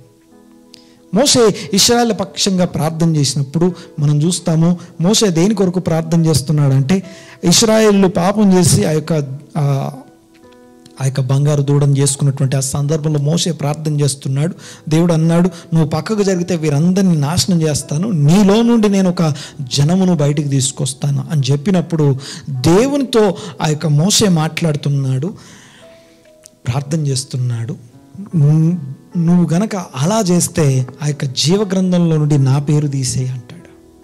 అంటే మోషే యొక్క ఆశ, మోషే యొక్క ప్రార్థన యొక్క ఉద్దేశం, మోషే అక్కర కోసం ప్రార్థన చేయట్లా, దేవుని అక్కర కోసం, దేవుని ఉద్దేశం కొరకు, దేవుని చిత్తం కొరకు ప్రార్థన చేస్తున్నాడు. దేవునికి మహిమ కలుగునుగాక.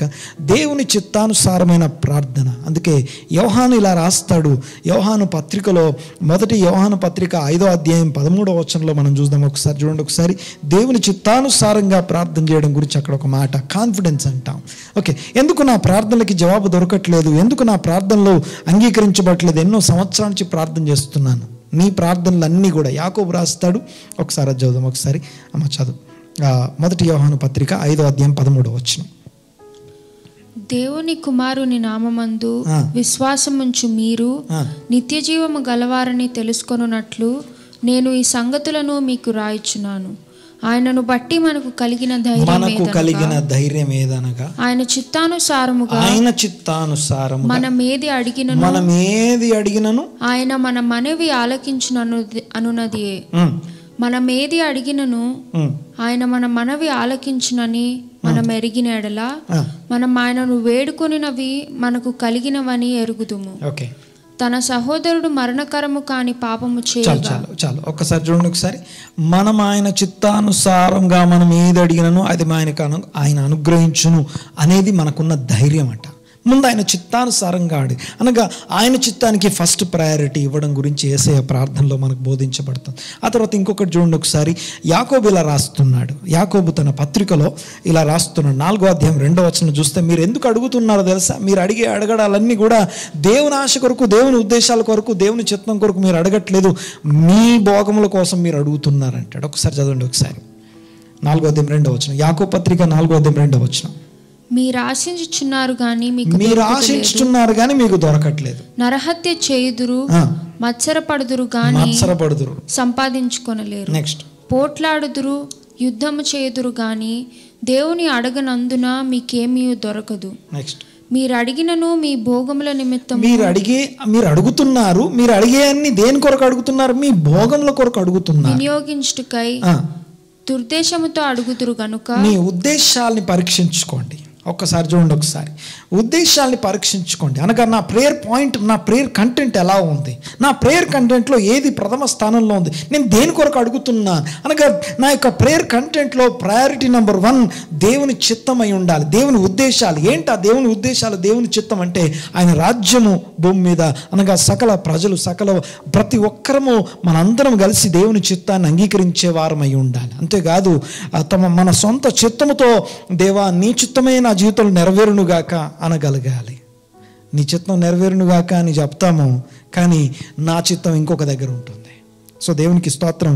ఆ అలైన్మెంట్కి సంబంధించినటువంటి విషయాలు యేసయ్య మాట్లాడు. ఆ 3 పాయింట్లు అనగా ఆ సెక్షన్ నెంబర్ 1లో మనం గ్రహించే విషయం ఏంటంటే, దేవునితో మనము ఏకీభవిస్తున్నాం, దేవుని ఉద్దేశాలతో, దేవుని చిత్తంతో మనము ఏకీభవించుకుంటున్నాము. ఇది అయిన తరువాత సెకండ్ సెక్షన్లోకి మనం వెళ్తాం. ఆయన యొక్క పరిశుద్ధతని, ఆయన యొక్క రెవరెన్స్, ఆయన పరిశుద్ధత, ఆయన ఘనత, ఆయన మ్యాజెస్టీ, ఆయన యొక్క ప్రభావము, ఆయనకి మనం ఇచ్చే గౌరవము, ఇవన్నీ ఆ మొదటి 3 పాయింట్లు. అనగా నా యొక్క టోటల్ ప్రేయర్ అంతా ఒక దగ్గర పెడితే సగం ప్రేయర్ కంటెంట్ అంతా కూడా ఆయన చిత్తము, ఆయన ఉద్దేశాలే ఉంటాయి. దాని తర్వాత ఇక మన సెక్షన్లోకి వస్తాం, అనగా అవర్ కన్సర్న్, అనగా మన అక్కర్ల దగ్గరికి వస్తాం. ఇక్కడ చూడండి ఒకసారి, మన అక్కర్ల కోసం ఏం ప్రార్థన చేయాలో యేసయ్య చెప్తున్న విధానాన్ని జ్ఞాపకం చేసుకుందాం. This is very very important. ఇంకా స్టార్ట్ చేద్దాం, మన గురించి ప్రార్థన చేసుకుందాం. అది కూడా ఎలా చేయాలో చెప్తున్నాడు. నెంబర్ 1, ఓకే 3 పాయింట్లు. ఓకే, సెక్షన్ 2లో ఆ యొక్క 5, 6, 7 పాయింట్లు మనం చూస్తాం. అందులో మొట్టమొదటిది ఏంటంటే, మాకు ఈరోజు ఆహారం నేడు మాకు దయచేయి. దేవా ఈరోజు ఆహారం, దేవునికి స్తోత్రం కలుగును గాక. ఈరోజు ఆహారం అనండి ఒకసారి.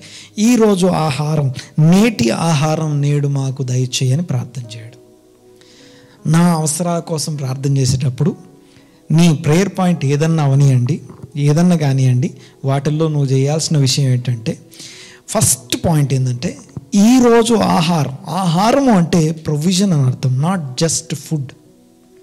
నువ్వు బ్రతకడం అనేది నీకు పెద్ద విజన్ ఉందేమో, నీకు పెద్ద ఆశ ఉందేమో. అయితే ఆ ఆశ నీకున్నటువంటి దాన్ని ఈ రోజుకి మార్చుకోకపోతే, అనగా దాన్ని సింపుల్, అనగా దాన్ని షార్ట్ ఫామ్లోకి తీసుకొని వచ్చి ఈరోజు ఆహారం నాకు అనడం వెనకాల మనం 7 విషయాలు కన్ఫ్యూజ్ చేస్తున్నాం. మరొకసారి, మన అవసరం కోసం ప్రార్థన చేసేటప్పుడు అవర్ కన్సర్న్స్ అనబడుతున్నటువంటి ఆ యొక్క ప్లేస్లోకి వచ్చినప్పుడు, hour concern, my concern, this is my concern, నా అవసరం కోసం ప్రార్థన చేసేటప్పుడు నేను అడగాల్సిన విషయం ఏంటంటే, ఈరోజు ఆహారం అనగా ఈరోజు కృప, ఈరోజు ఫేవర్, ఈరోజు దయ, ఈరోజు అవసరమైనటువంటి జ్ఞానము, ఈ రోజుకి అవసరమైనటువంటి డబ్బులు, ఈ రోజుకి అవసరమైనటువంటి మీ యొక్క తోడు, మీ యొక్క ప్రొటెక్షన్ ఈ రోజుకి మాత్రమే దయచేయి. ఎందుకు ఈ రోజుకి అడగాలి? ఓకే, నేటి ఆహారం నేడు మాకు దయచేయి అని చెప్పేటప్పుడు వీఆర్ కన్ఫెసింగ్ 7 పాయింట్స్.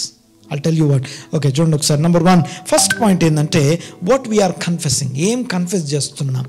నేటి ఆహారం నేడు మాకు దయచేయి అని ప్రార్థన చేసేటప్పుడు నేను 7 విషయాలు కన్ఫెస్ చేస్తున్నాను. అనగా 7 విషయాలు నేను ఒప్పుకుంటున్నాను. అనగా 7 విషయాలు నేను ఎలా మాట్లాడు. నెంబర్ 1, మొట్టమొదటి ఏంటంటే, నా ఫిజికల్ నీడ్ ఏదైతే, నా అక్కర తీర్చగలిగిన వాడు ఆయనే. నా ఫిజికల్ నీడ్ కూడా దేవునికి తెలుసు, అంతేకాదు దాన్ని తీర్చగలడు అని నమ్మి దాని గురించి నా ఫిజికల్ నీడ్ విషయంలో నాకు సహాయం చేయని అడుగుతున్నాను. నా ఫిజికల్ నీడ్ తీర్చగలిగిన వాడు అని ఫస్ట్ కన్ఫెషన్.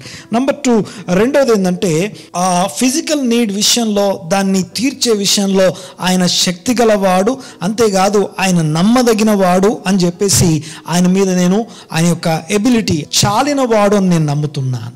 నా అవసరత అక్కర తీర్చుటకు చాలిన దేవుడు అన్న, 1 తీర్చగలిగిన వాడవు నువ్వే అని నమ్ముతున్నాను. 2 చాలిన దేవుడు అని నమ్ముతున్నాను.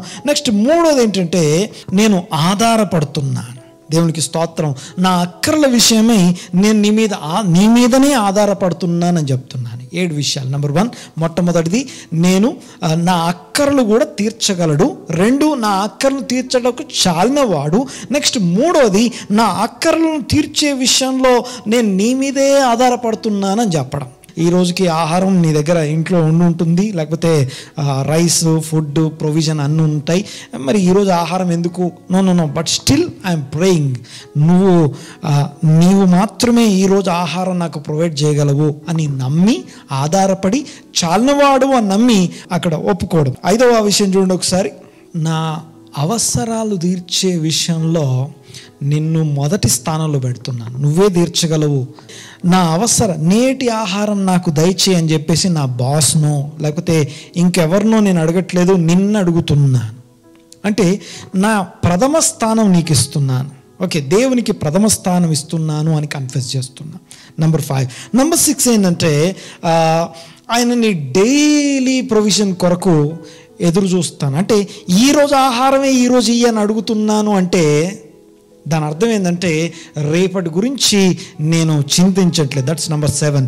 రేపటి గురించి నేను చింతించట్లేదు అనగా రేపటి గురించి నా వరి నాకు లేదు.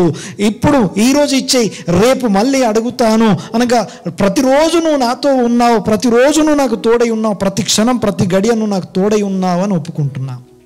ఒక్క మాటలో వీఆర్ కన్ఫెసింగ్ ద 7 థింగ్స్. మరొకసారి గమనించండి, ఒకసారి ఆ 7 విషయాలని గుర్తు చేస్తాను. నెంబర్ 1, నా ఫిజికల్ అక్కర్ల అవసరతలు ఏవైతున్నాయో వాటిని నువ్వు తీర్చగలవు, నువ్వు మాత్రమే తీర్చగలవు అని నమ్ముతున్నా. 2వది తీర్చుటకు చాలిన వాడవు నువ్వే అని నమ్ముతున్నా. నెక్స్ట్ 3వది ఏంటంటే నా ఫిజికల్ అవసరతల్ని తీర్చే విషయంలో నేను ఏ రిసోర్స్ని, ఏ పవర్ని లేకపోతే ఇంకే దేన్ని నమ్ముకోలేదు. నా ఉద్యోగాన్ని, నా ఆదాయ వనరులని నేను నమ్ముకోలేదు, నిన్ను నమ్ముకున్నానని చెప్తున్నా. తర్వాత 5వది వచ్చేసి దేవా నిన్ను నేను మొదటి స్థానంలో పెడుతున్నాను, ఇంకా దేన్ని అడగట్లేదు, నేను నిన్ను అడుగుతున్నాను. నా ఆహారం ఈరోజు ఆహారం నువ్వు పెట్టగలిగిన వాడు నువ్వే అనగా దేవుడు పెద్ద పెద్ద అవసరాలు నేను చేయలేని వాటిని దేవుడు నాకు ఇస్తాడు, నేను చేయగలిగిన మాత్రం నేను చేసుకుంటాను, వేరే వాళ్ళ సహాయం తీసుకుంటాను, అక్కడ అవ్వకపోతే నువ్వు చూసుకుంటా. అలా కాదు, ఈరోజు ఆహారం ఇయ్యి అని అడుగుతున్నప్పుడు నిన్ను ప్రథమ స్థానంలో పెడుతున్నాం. 6వది ఏంటంటే నేను డైలీ ప్రొవిజన్, ఈరోజు ప్రొవిజన్ అంతా నువ్వే ఇయ్యగలవని నమ్ముతున్నా. దేవునికి స్తోత్రం.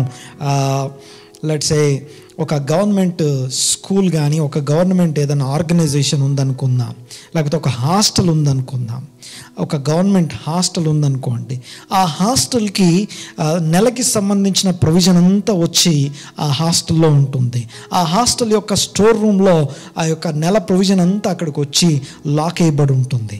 ఆ యొక్క హాస్టల్కి సంబంధించినటువంటి ముఖ్యమైనటువంటి అధికారి ఎవరైతే ఉన్నారో ఆ పర్సన్ వచ్చి దాన్ని ఓపెన్ చేసి ఆ రోజుకి ఎంత అవసరం ఉందో అంత మాత్రమే ప్రొవిజన్ ఇస్తారు. ఆ రోజు ప్రొవిజన్ మాత్రమే, కొలత కొలిసి కొలత ప్రకారం ఎంతమంది ఉన్నారు, ఎంత వండాలో అన్ని పదార్థాలు మాత్రమే ఇచ్చి మళ్ళీ లాక్ వేస్తారు.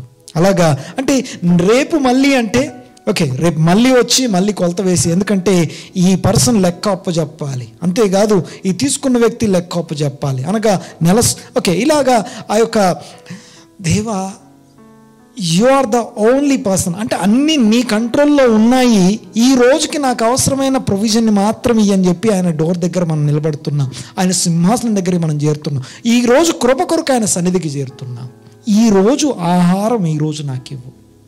దేవుని కన్సర్న్స్కి సంబంధించినటువంటి మొదటి 3 అయిపోయిన తర్వాత నా కన్సర్న్స్ గురించి మాట్లాడేటప్పుడు ఇవి 3 ముక్కలు ఉంటాయి, 3 పాయింట్లు. నెంబర్ 1 ఫిజికల్ నీడ్, నా అవసరతల గురించి మాట్లాడేటప్పుడు 3 పాయింట్లు ఏవైతే ఉన్నాయో, number 1 physical need, number 2 relationship need లేకపోతే రిలేషన్స్ నీడ్, తర్వాత 3వది వచ్చేసి నా స్పిరిచువల్ నీడ్.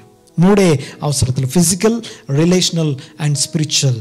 మూడే అవసరతలు 3 భాగాలుగా డివైడ్ చేసి those are my concern, our concerns. అవి చూడండి ఒకసారి. నెంబర్ 1, దేవా ఈరోజు ఆహారం ఈరోజు నాకు అని అడిగేటప్పుడు ఇది నేను ప్రార్థించే విషయం. దేవునికి స్తోత్రం కలుగును గాక. ఒకసారి ఆ యొక్క చూడండి ఒకసారి 7 పాయింట్లను మనం చూస్తే, రేపటి గురించి నేను చింతించట్లేదు అని కన్ఫెస్ చేస్తున్నా.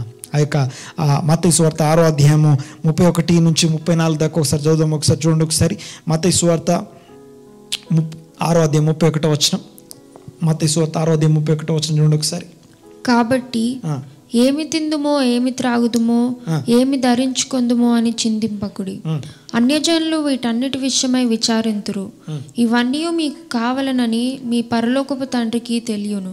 కాబట్టి మీరు ఆయన రాజ్యమును నీతిని మొదట వెతుకుడి, అప్పుడు అవన్నీ మీకు అనుగ్రహింపబడును.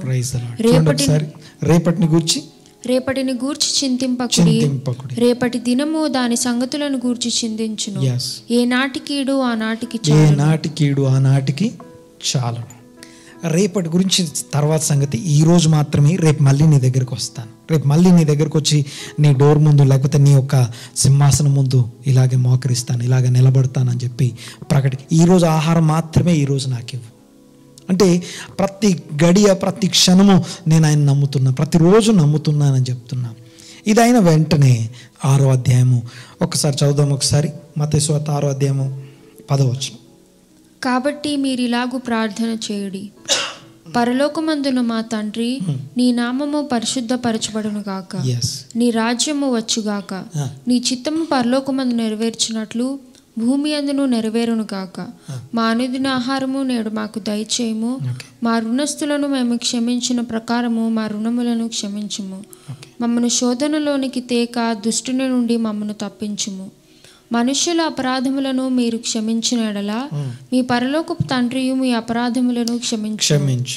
ఒకసారి చూడండి. ఒకసారి ఈ యొక్క సెకండ్ పాయింట్ చూడండి ఒకసారి. మొదటిది, నా అక్కర్ల కోసం నేను ప్రార్థించే విధానం చెప్తున్నాడు. నా అక్కర పెద్ద అక్కర ఉండొచ్చేమో కానీ దాన్ని సింప్లిఫై చేసి ఆ అక్కర కోసం ఈరోజు ప్రొవిజన్ మాత్రమే అడగమంటున్నాడు. మొదటిది.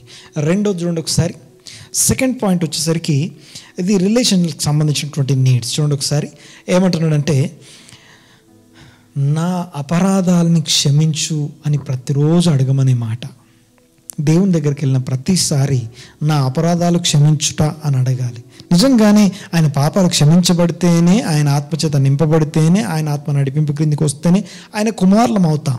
But still I have to confess I'm a sinner అనే మాటని నేను ఒప్పుకొని నా అపరాధాలు క్షమించు అని అడగాలి. అడిగేటప్పుడు నేను చేయాల్సినటువంటి విషయం ఏంటంటే, నేను నా విషయంలో ఎవరెవరైతే అపరాధాలు చేశారో నేను వారిని క్షమించానని ఒప్పుకోవడం. దేవునికి స్తోత్రం కలుగును గాక. అందుకని ఏమంటాడంటే, మా రుణస్థులను మేము క్షమించి ఉన్న ప్రకారం నీవును మా రుణములను క్షమించుము అని రిక్వెస్ట్ చేస్తున్నాను. అయితే నన్ను క్షమించయ్యా అనగా వి నీడ్ దిస్. ఆ యొక్క క్షమాపణ మనకు కావాలి. దేవుని క్షమాపణ అనగా ప్రార్థన ప్రతిసారి అడగాల్సిందే అన్న విషయం జ్ఞాపకం చేయబడుతుంది. అనగా నీకున్న అక్కర ఏంటిదంటే, నా యొక్క పాపముల విషయంలో క్షమించబడాలి. అయితే చూడండి ఒకసారి, ఇక్కడ పాపాల విషయంలో క్షమించమని అడిగేటప్పుడు ఎలా అడగమంటున్నాడు చూడండి ఒకసారి. నాకు అపరాధాలు చేసిన వారిని నేను క్షమించొచ్చాను, ఇప్పుడు నువ్వు నన్ను క్షమించు అంటే ఈ యొక్క ప్రార్థన ఏం చెప్తుంది? ఈ పాయింట్ ఏం చెప్తుందంటే, whatever you are expecting from God, God is expecting from you.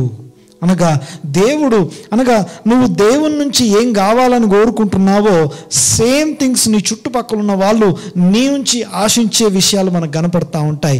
నువ్వు క్షమించిరా, నేను క్షమిస్తాను అనే దేవుని యొక్క యాటిట్యూడ్, దేవుని యొక్క ఉద్దేశాలు, దేవుని యొక్క ఆ యొక్క ధోరణి ప్రభువైన యేసుక్రీస్తు మాటల్లో మనకు అర్థమవుతుంది. ఏమని చూడండి ఒకసారి, మళ్ళొకసారి చూడండి ఒకసారి. నేను నా అపరాధములను అనగా దేవా నా అపరాధాలని క్షమించు అని అడగాలి. అంటే ఆ అపరాధాలను క్షమించు అని అడిగేటప్పుడు అనగా చూడండి ఒకసారి, మా రుణస్థులను అనే పదం వాడుతున్నప్పుడు అనగా నేను పాపిని అనేటప్పుడు నిన్న, ఈరోజు, ఈ మధ్య, ఇప్పుడు నేను పాపం చేస్తాను అనగా నేను ఎవరిని క్షమించకుండా లేను అని నేను ఒప్పుకోవాలి. అనగా నేను ప్రార్థించే ముందు, ప్రార్థన చేసేటప్పుడు నన్ను నేను పరీక్షించుకోవాల్సిన విషయం ఏంటంటే, నేను ఎవరినన్నా క్షమించకుండా ఉన్నానా, ఎవరి మీదనన్నా ఆ యొక్క చేదు అభిప్రాయాలు పెట్టుకొని ఉన్నానా, ఎవరి మీదనన్నా ఆ యొక్క అంతరంగంలో ద్రోహాన్ని, అంతరంగంలో వేరే విషయాల్ని, అనగా ఆ యొక్క క్షమించలేని తనాన్ని నేను పెట్టుకొని ఉన్నప్పుడు దేవుని సన్నిధిలో ప్రార్థన చేయలేను. అయితే ముందు క్షమించి నేను ప్రార్థన చేయాలి. అందుకే ఒక వాక్యం చదువుదాం ఒకసారి. చూడండి ఒకసారి ఈ మాట, మార్కు సువార్త, ఈ మాట చూడండి ఒకసారి. మార్కు సువార్తకి వెళ్దాం ఒకసారి. 11వ అధ్యాయము, మార్కు సువార్త 11వ అధ్యాయము. This is very very important. ఈ యొక్క మాటని మార్కు సువార్త 11వ అధ్యాయము 23వ వచనం చదువుదాం ఒకసారి. ఎవడైనను ఈ కొండను చూచి నీవు ఎత్తబడి సముద్రములో పడవేయమని చెప్పి, ఓకే 25వ వచనం చదువుదాం. మార్కు సువార్త 11వ అధ్యాయం 25వ వచనం చదువుదాం. చూడండి ఒకసారి. మీకు ఒకరి మీద విరోధం ఏమైనను ఎవరి మీదనన్నా సరే విరోధము, చేదు అభిప్రాయము, క్షమించలేనితనము ఏమైనా ఉంటే, మీరు నిలువబడి ప్రార్థన చేస్తున్న ప్రతిసారి ప్రార్థన చేయనప్పుడెల్లను వాని క్షమించాలి. అప్పుడు పరలోకమందున మీ తండ్రియు మీ పాపములు క్షమించును. అంటే నేను క్షమించకపోతే నేను క్షమించబడను అనే మాటని ఇక్కడ ప్రభువైన యేసుక్రీస్తు మాటల్లో రెండు విషయాల్ని పక్కపక్కన పెట్టి చూస్తే మనకు కనపడుతుంది. అదే కాదు, పౌలు ఇలా అంటాడు, మీరు క్షమించబడి ఉన్నారు కాబట్టి క్షమించండి అంటాడు. మనం క్షమించబడి ఉన్నాం. ఎంత ఘోర పాపం చేసినా, ఎన్ని ద్రోహాలు చేసినా, ఎన్నిసార్లు తప్పిపోయి పాపం చేసి వచ్చినా, బట్ స్టిల్ మనం క్షమించబడుతున్నాము అన్న సంగతి మనకు గుర్తు చేయబడాలి. అనగా దేవుని క్షమాపణ, దేవుని కృపను బట్టి నేను క్షమించబడ్డాను, దేవుని కృపను బట్టి దేవుని కుమారునై ఉన్నాను. ఈ యొక్క రెండవ పాయింట్ విషయంలో పదే పదే నన్ను నేను పరీక్షించుకుంటున్నాను ప్రభువా అని చెప్పాలి ఆయనకి. పాయింట్ నెంబర్ 1, నా అవసరతలు చెప్పేటప్పుడు ఈరోజు ఆహారం ఈరోజు ఇయ్యని అడగాలి. ఈరోజు ప్రమోషన్, ఈరోజు అవసరం, ఈరోజు ఫేవర్, ఈరోజు నాకు అవసరమైన జ్ఞానం, ఈ రోజుకి అవసరమైన నడిపింపు, అది అడిగిన వెంటనే నేను అడగాల్సిన పాయింట్, నేను చెప్పాల్సిన పాయింట్, నేను ఒప్పుకోవాల్సిన విషయం ఏంటంటే, ప్రార్థన అనేది it is not just one sided. అనగా ఒక వైపు నుంచి దేవా నాకు అది కావాలి ఇది కావాలని అడిగేదే ప్రార్థన కాదు. ప్రార్థన అంటే దేవునితో ఏకీభవించడం, దేవుని అభిప్రాయాలతో, దేవుని ఉద్దేశాలతో, దేవుని చిత్తంతో ఏకీభవిస్తున్నానని చెప్పేసి ఒప్పుకోవడానికి సంబంధించింది. జాగ్రత్త గమనించండి ఒక్కసారి. మొదటి సెక్షన్ అంతా నీ చిత్తము, నీ రాజ్యము, నీ నామ పరిశుద్ధత, ఇవి మాట్లాడి నీ అక్కరలే నాకు అవసరం, నీ అక్కరలే నాకు ప్రయారిటీ నెంబర్ 1 అని చెప్పి ఒప్పుకుంటున్నా. అది ప్రార్థన అంటే. దాని తర్వాత రెండో దగ్గరికి వచ్చేసరికి నేను ప్రతి క్షణం నిన్నే నమ్ముకుంటున్నాను, ప్రతి విషయానికి ముందు నిన్నే పెడుతున్నాను, నీ మీద తప్ప ఇంకా నాకు దేని మీద ఆశలు లేవు, ఇంకా దేన్ని నమ్ముకోలేదు నేను, నువ్వు మాత్రమే నా ఈరోజు అవసరత, ఈరోజే కాదు ప్రతిరోజు, మళ్ళీ రేపు వచ్చి నేను ఏ రోజు అవసరత ఆ రోజు తీర్చగలిగిన దేవుడు, చాలని దేవుడవు అని చెప్పడం. అంతేకాదు, ఇక అది అయిపోయిన వెంటనే చెప్పే విషయాలు, నేను చెప్పాల్సిన పాయింట్, ఏకీభవించాల్సిన విషయం ఏంటంటే, నేను క్షమించొచ్చాను నన్ను క్షమించు అని అడగడం. నేను క్షమించొచ్చాను నన్ను క్షమించు. చాలాసార్లు మన ప్రార్థనలకి జవాబు దొరక్కపోవడానికి ఉన్న అతి గొప్ప కారణం ఏంటంటే ఆ యొక్క క్షమించలేనితనం, ఇతరుల విరోధ భావము నువ్వు ఎవరి మీద కలిగి ఉన్నా నువ్వు క్షమించబడవు. దేవునికి స్తోత్రం కలుగునుగాక. ఆ తర్వాత 3వ దాని దగ్గరికి వెళ్దాం. ఇది కంపల్సరీ అడగాల్సినటువంటి ఆ యొక్క ఆఖరి పాయింట్ ఏంటంటే, చూడండి ఒకసారి ఆ యొక్క చివరి మాట, మమ్మను కీడు నుండి శోధనలోనికి దేక కీడు నుండి తప్పించుము. ఒకసారి చదవమాట. 12వ వచనం 13. ఓకే. మమ్మను శోధనలోనికి తేక దుష్టుని నుండి మమ్మను తప్పించుము. మమ్మను శోధనలోనికి తేక దుష్టుని నుండి తప్పించుము అని అడగాలి. ఎందుకు ఈ మాట అడగాలి మనం? ఓకే, శోధనలోనికి తేక దుష్టుని నుండి తప్పించుము. వై? యాక్చువల్గా శోధన అంటే టెంప్టేషన్ అని అర్థం. ఓకే, తర్వాత దుష్టుని నుండి అన్న దగ్గర ఆ యొక్క కీడు నుండి అనే మాట మనం చూస్తాం. ఈవిల్. ఓకే, ఈవిల్, దుష్టుడు అంటే సాతానుడు అని కాదు. జాగ్రత్తగా వినండి ఒకసారి.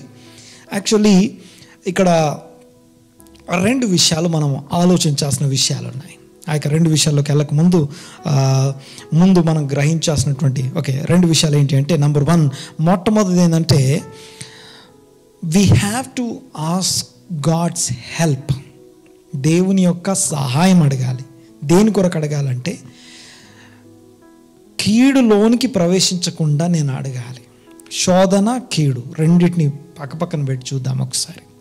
శోధన అంటే టెంప్టేషన్ అని అర్థం, శోధించబడుట. కీడు అంటే ఈవిల్ అంటాం. జాగ్రత్తగా రండి ఒకసారి. హీబ్రూ భాషలో వీ హ్యావ్ అ వర్డ్ ఎడ్జర్ హరా అంటాం. ఎడ్జర్ హరా అనే మాటకి ఈవిల్ ఇంపల్స్, ఈవిల్ ఇంక్లినేషన్ అని అర్థం, అనగా పాప స్వభావము అని అర్థం. దీని గురించి 36వ కీర్తన ఇలా చెప్తుంది, అతిక్రమము దేవోక్తి వలె భక్తిహీనుని హృదయంలో మాట్లాడుతుందట. అనగా ప్రతి ఒక్కడు ఈ యొక్క ఈవిల్ స్వభావం లేని వ్యక్తి అంటూ ఎవరు ఉండరు. ఈవిల్ ఇంపల్స్, ఈవిల్ ఇంక్లినేషన్ లేని వ్యక్తులు, నువ్వు ఎంత పెద్ద బిషప్ అయినా, ఎంత పెద్ద పాస్టర్ అయినా, ఎంత పెద్ద దైవజనుడు అయినా, దావీదైనా, మోషే అయినా ఈవిల్ ఇంపల్స్ అంటాం. అనగా ఈ యొక్క ఎడ్జర్ హరా, evil impulse or evil inclination అనే దాని నుండి ఎవరు తప్పించుకో. అయితే అది లోపల ఉన్నప్పటికీ దాన్ని అధిగమించడానికి దేవుని ఆజ్ఞలు మనకున్నాయి. ఇది రోజు మనలో నుండి మాట్లాడుతూ ఉంటుంది. ఇది మనలోకి ఎప్పుడు మనం కలిగి ఉన్నాం. ఎక్కడి నుంచి ఇది ప్రారంభించబడింది? ఏదైనా తోట నుండే ఆ యొక్క ఈవిల్ ఇంపల్స్. ఈవిల్ ఇంపల్స్ ఎలాగంటే 36వ కీర్తన ప్రకారం అది ప్రతిరోజు మనతో మాట్లాడుతుంది, మనల్ని ఎంకరేజ్ చేస్తూ, మనల్ని పాపం చేయమని ప్రేరేపిస్తూ ఉంటుంది. దావీదు పాపం కానివ్వండి, లేకపోతే మోషే అవనివ్వండి, ఆ యొక్క కోపము, క్రోధము, కలహము, మత్సరము, వ్యభిచారము, అవి ఏవన్నా సరే వాటన్నిటికీ పాపం అనేది జరగబడక ముందే వాటికి సంబంధించిన బోధ వినపడుతుంది. బోధ తర్వాత మెడిటేషన్, ధ్యానం జరుగుతుంది. అనగా ప్రీ మెడిటేటెడ్ సిన్ అంటాం. యాక్సిడెంటల్ సిన్స్ కన్నా ప్రీ మెడిటేటెడ్ సిన్సే మన జీవితంలో ఉంటాయి. అయితే ఈరోజు ఆ యొక్క ఈవిల్ ఇంపల్స్ చేత నేను బాధితుడిని కాకూడదు, అనగా ఆ యొక్క కీడును, ఆ యొక్క కీడు చేత, కీడు నుండి నేను తప్పించబడాలి, శోధనలో పడొద్దు. ఆ యొక్క ఈవిల్ ఇంపల్స్ చేత నేను శోధించబడొద్దు అంటే I need to ask God's help.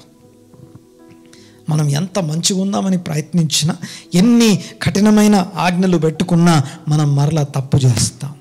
దేవునికి స్తోత్రం. ఆ యొక్క తప్పు చేయాలన్న ఆలోచన ఎక్కడి నుంచి వస్తుంది అంటే ఈ యొక్క కీడు అనబడుతున్న ఈవిల్ ఇంపల్స్ నుంచి మనం కలిగి ఉంటాం. ఆ ఈవిల్ ఇంపల్స్కి సంబంధించిన బోధ మనం రోజు వింటున్నాం. 36వ కీర్తన మనం చూస్తే అక్కడ స్టెప్స్ రాసి ఉంటాయి. నంబర్ 1, మొట్టమొదటిది భక్తిహీనుని హృదయంలో ఆ యొక్క ఈవిల్ ఇంపల్స్ బోధిస్తుందంట. ఒకసారి కొన్ని విషయాలను జ్ఞాపకం చేస్తాను. 36వ కీర్తన చదువుదాం ఒకసారి, చూడండి ఒకసారి. 36వ కీర్తన 1 నుంచి 4 వచనాలు చదువుదాం. భక్తిహీనుల హృదయములో అతిక్రమము దేవోక్తి వలె పలుకుచున్నది. వారి దృష్టి ఎదుట దేవుని భయము బొత్తిగా లేదు.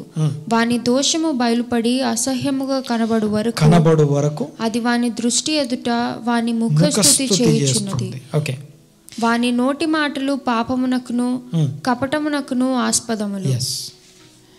తర్వాత బుద్ధి కలిగి ప్రవర్తింపను మేలు చేయును వాడు మానివేసి ఉన్నాడు. వాడు మంచము మీదనే పాపయోచనను యోచించును. వాడు కాని నడతలు నడుచువాడు. చెడుతనము వానికి అసహ్యం కాదు. These are the stages. అవి ఆ యొక్క ఈవిల్ ఇంపల్స్ ఎలాగంటే దేవోక్తిలాగా మాట్లాడుతుందట. అంటే బయట ఒక ప్రసంగికుడు, దైవజనుడు ఎలాగైతే ప్రసంగం చేసి పాపం చేయకుండా ఉండటానికి ఎంత ఎంకరేజ్ చేస్తాడో, ఇది లోపల నుండి పాపం చేయడానికి ఎంకరేజ్ చేసే విధంగా మాట్లాడుతుంది. యాక్చువల్గా అతిక్రమము దేవోక్తి వలె అని మనం తెలుగులో చదువుతాం, బట్ హీబ్రూలో ఎడ్జర్ హరా అనే మాట ఈవిల్ ఇంపల్స్ అనగా పాప స్వభావం లోపల నుండి మాట్లాడి అది ముందు చేసే మొదటి పని ఏంటంటే నీ లోపల దేవుని భయం లేకుండా చేస్తుంది. దేవుని భయం అంటే దేవునికి సబ్మిట్ చేసుకునే, దేవునికి లోబడే, దేవుని యొక్క ఆజ్ఞలకి మనం సబ్మిట్ చేసుకునే ఆ భయం నుంచి మనం తప్పించేటట్టు చేస్తుంది. ఆ తర్వాత చూడండి ఒకసారి, మన మాటల్ని మారుస్తుంది. మన యొక్క మాటల్ని మార్చి, అనగా కీడు మాటల్ని, అనగా ఆ యొక్క శాపనార్థాలని, లేకపోతే ఆ యొక్క దాన్ని ఏమంటామంటే శాపనార్థాలు మాత్రమే కాదు, కానీ సనుగు కొనుట, గొనుగు కొనుట, ఇవన్నీ కూడా ఆ యొక్క ఈవిల్ ఇంపల్స్ వల్ల, అనగా విశ్వసించకుండా మాట్లాడే విశ్వాస సహితం కాని మాటలు అనేవి బయటకు, మాటల ద్వారా. అందుకే మేలు ఓకే చూడండి ఒకసారి, మంచి దినములు చూడగోరువాడు చెడ్డదాన్ని బలకకుండా అంటాడు. చెడ్డది బలకడం అంటే హృదయం నిండిన దాన్ని బట్టి నోరు హృదయం దేని చేత నింపబడిందంటే ఈ యొక్క పాప స్వభావం యొక్క బోధ చేత నింపబడి లోపల ఆ యొక్క బోధ మెడిటేషన్ చేత అది నింపబడింది కనుక నోరు మాట్లాడుతుంది. నోరు మాట్లాడడమే కాదు, ఆ తర్వాత మాటలు మారుతాయి, తర్వాత నడక మారుతుంది. మొట్టమొదట అది చేసే పని దేవుని భయం నుంచి తప్పిస్తుంది. దేవునికి భయపడక్కర్లేదు, దేవునికి లోబడక్కర్లేదు, దేవునిగా ఆరాధించక్కర్లేదు అని చెప్పేసి పక్కన నడిపిస్తుంది. ఆ తర్వాత నిన్ను మాటలు మారుతాయి, తర్వాత ప్రవర్తన మారుతుంది, తర్వాత కాని నడతలు నడుస్తాయి. ఆ తర్వాత లాస్ట్ అండ్ ఫైనల్ ఇక పాపం చేయడం అనేది అసహ్యమే కాకపోతుంది. అనగా ఏదైతే దుష్కార్యాలు పాపం చేస్తామో అందులో అసహ్యమైనది ఏం కనిపించదు. అనగా చేసే పనులు చూడండి ఒకసారి. ఇంకొక చిన్న విషయం అందులో రాస్తుంది. ఏమనుందంటే వారట ఆ యొక్క ఎడ్జర్ హరా, ఈ పాప స్వభావం ఎలా పనిచేస్తుందో చెప్తాడు. ముందు దేవుని భయం తీసేసి నిన్ను పాపం చేయడానికి నేను ఎంకరేజ్ చేస్తాను, ముఖస్థుతి చేస్తాడు. అంటే నేను పొగుడుతుంది, నువ్వు చేయగలవు, నువ్వు చెయ్యి. పాపం చేసేదాకా ఒక లెవెల్లో మాట్లాడి, పాపం జరిగిన తర్వాత పాపం జరిగి అయ్యో నేను పాపం చేశానే అని నాకు తెలిసే లోపల అది తన స్టాండ్ మార్చుకొని అది గిల్ట్లోకి నెట్టడం మొదలు పెడుతుంది. అందుకని అక్కడ ఏమని రాస్తుందంటే వాడి పాపం వాడికి బయలుపడు వరకు అది ముఖస్థుతి చేస్తుంది. అంటే నిన్ను పొగుడుతుంది, నిన్ను ఎంకరేజ్ చేస్తుంది, చెయ్యి అని.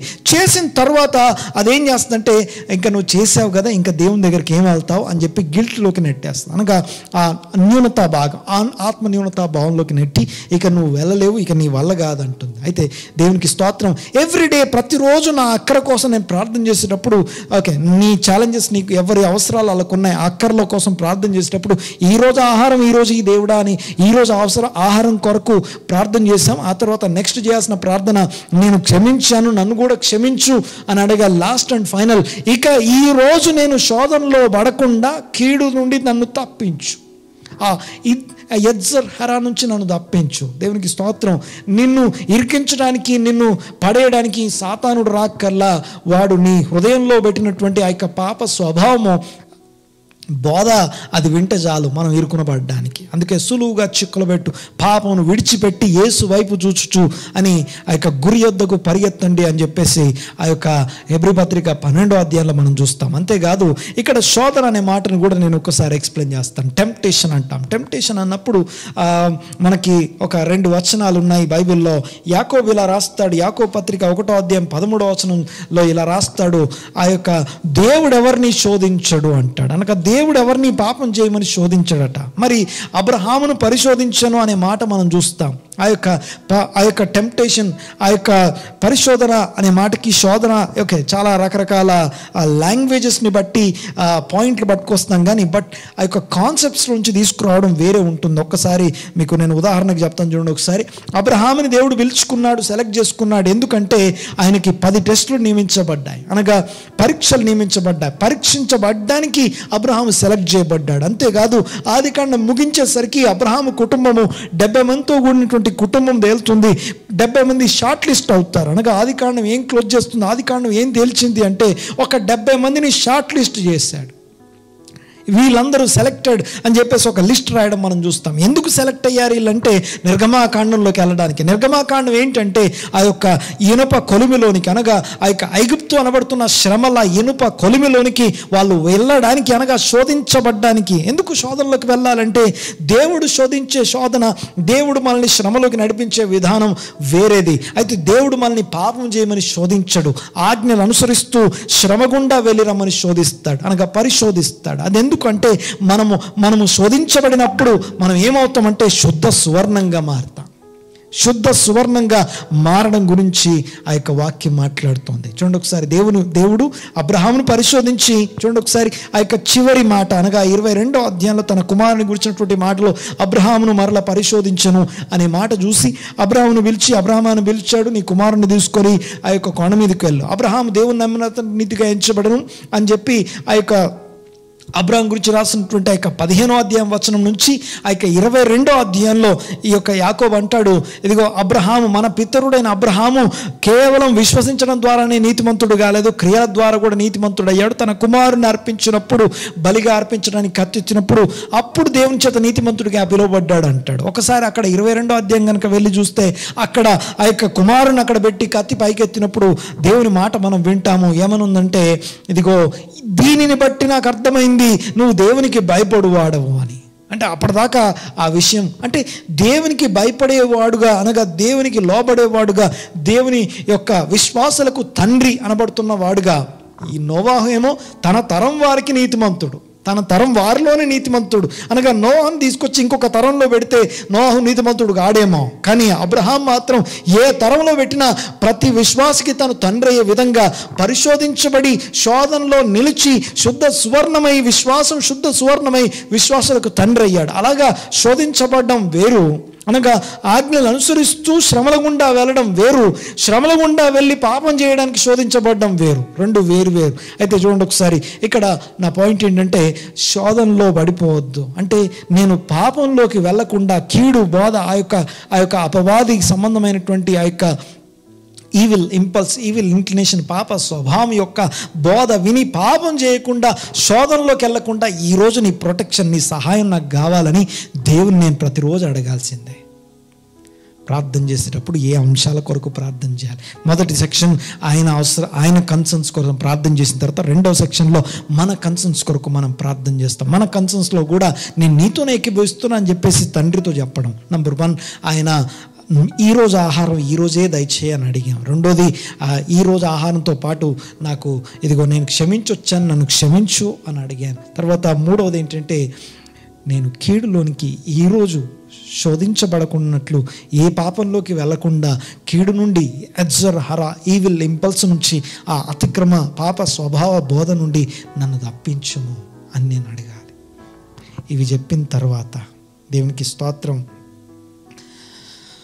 హల్లెలూయా, దేవునికి మహిమ కలుగును గాక. మొదటి కొరింథీ పత్రిక 10:13 ఇలా ఉంది, మనం శోధనలోకి వెళ్ళడం ఏదైతుందో మనం ఏదో వింత మనకేం సంభవించలేదు, సాధారణంగా మనుషులకు కలిగే శ్రమలే మనకు కలుగుతున్నాయి అంటాడు. సరే, ఏదేమైనా కూడా ఆ తర్వాత ఒకసారి మాట చదువుదాం. మొదటి కొరింథీ పత్రిక 10వ అధ్యాయం ఫస్ట్ క్రానికల్స్, మొదటి దినవృత్తాంతాల గ్రంథం 29వ అధ్యాయం 10-12 వచనాలు దావీదు మాటలు, ఆ యొక్క చివరి మాటలు మన బైబిల్లో ఆ యొక్క మన గ్రంథంలో చదువుతున్నప్పుడు యాడ్ చేయబడ్డాయి, ఇంక్లూడ్ చేయబడ్డాయి. ఆ యొక్క ఫుట్ నోట్లో కొన్ని మాటలు మనం చూస్తాం. ఎందుకంటే రాజ్యము, బలము, మహిమ నీవే అనే ఆ యొక్క చివరి ఈ మాటలు, ఆ యొక్క ప్రార్థనలో ముగింపు మాటలు ఏవైతే ఉన్నాయో అవి ఇంక్లూడ్ చేయబడ్డాయి అని చెప్పేసి మాట చూస్తాం. బట్ ఏదేమైనా కూడా ఆ ఇంక్లూడ్ చేయబడిన మాట గురించి ఆ యొక్క దావీదు మాటల్ని మనం ఒకసారి చూద్దాం. మొదటి దినవృత్తాంతాల గ్రంథము 29వ అధ్యాయం 10వ వచనం చదుదాం ఒకసారి.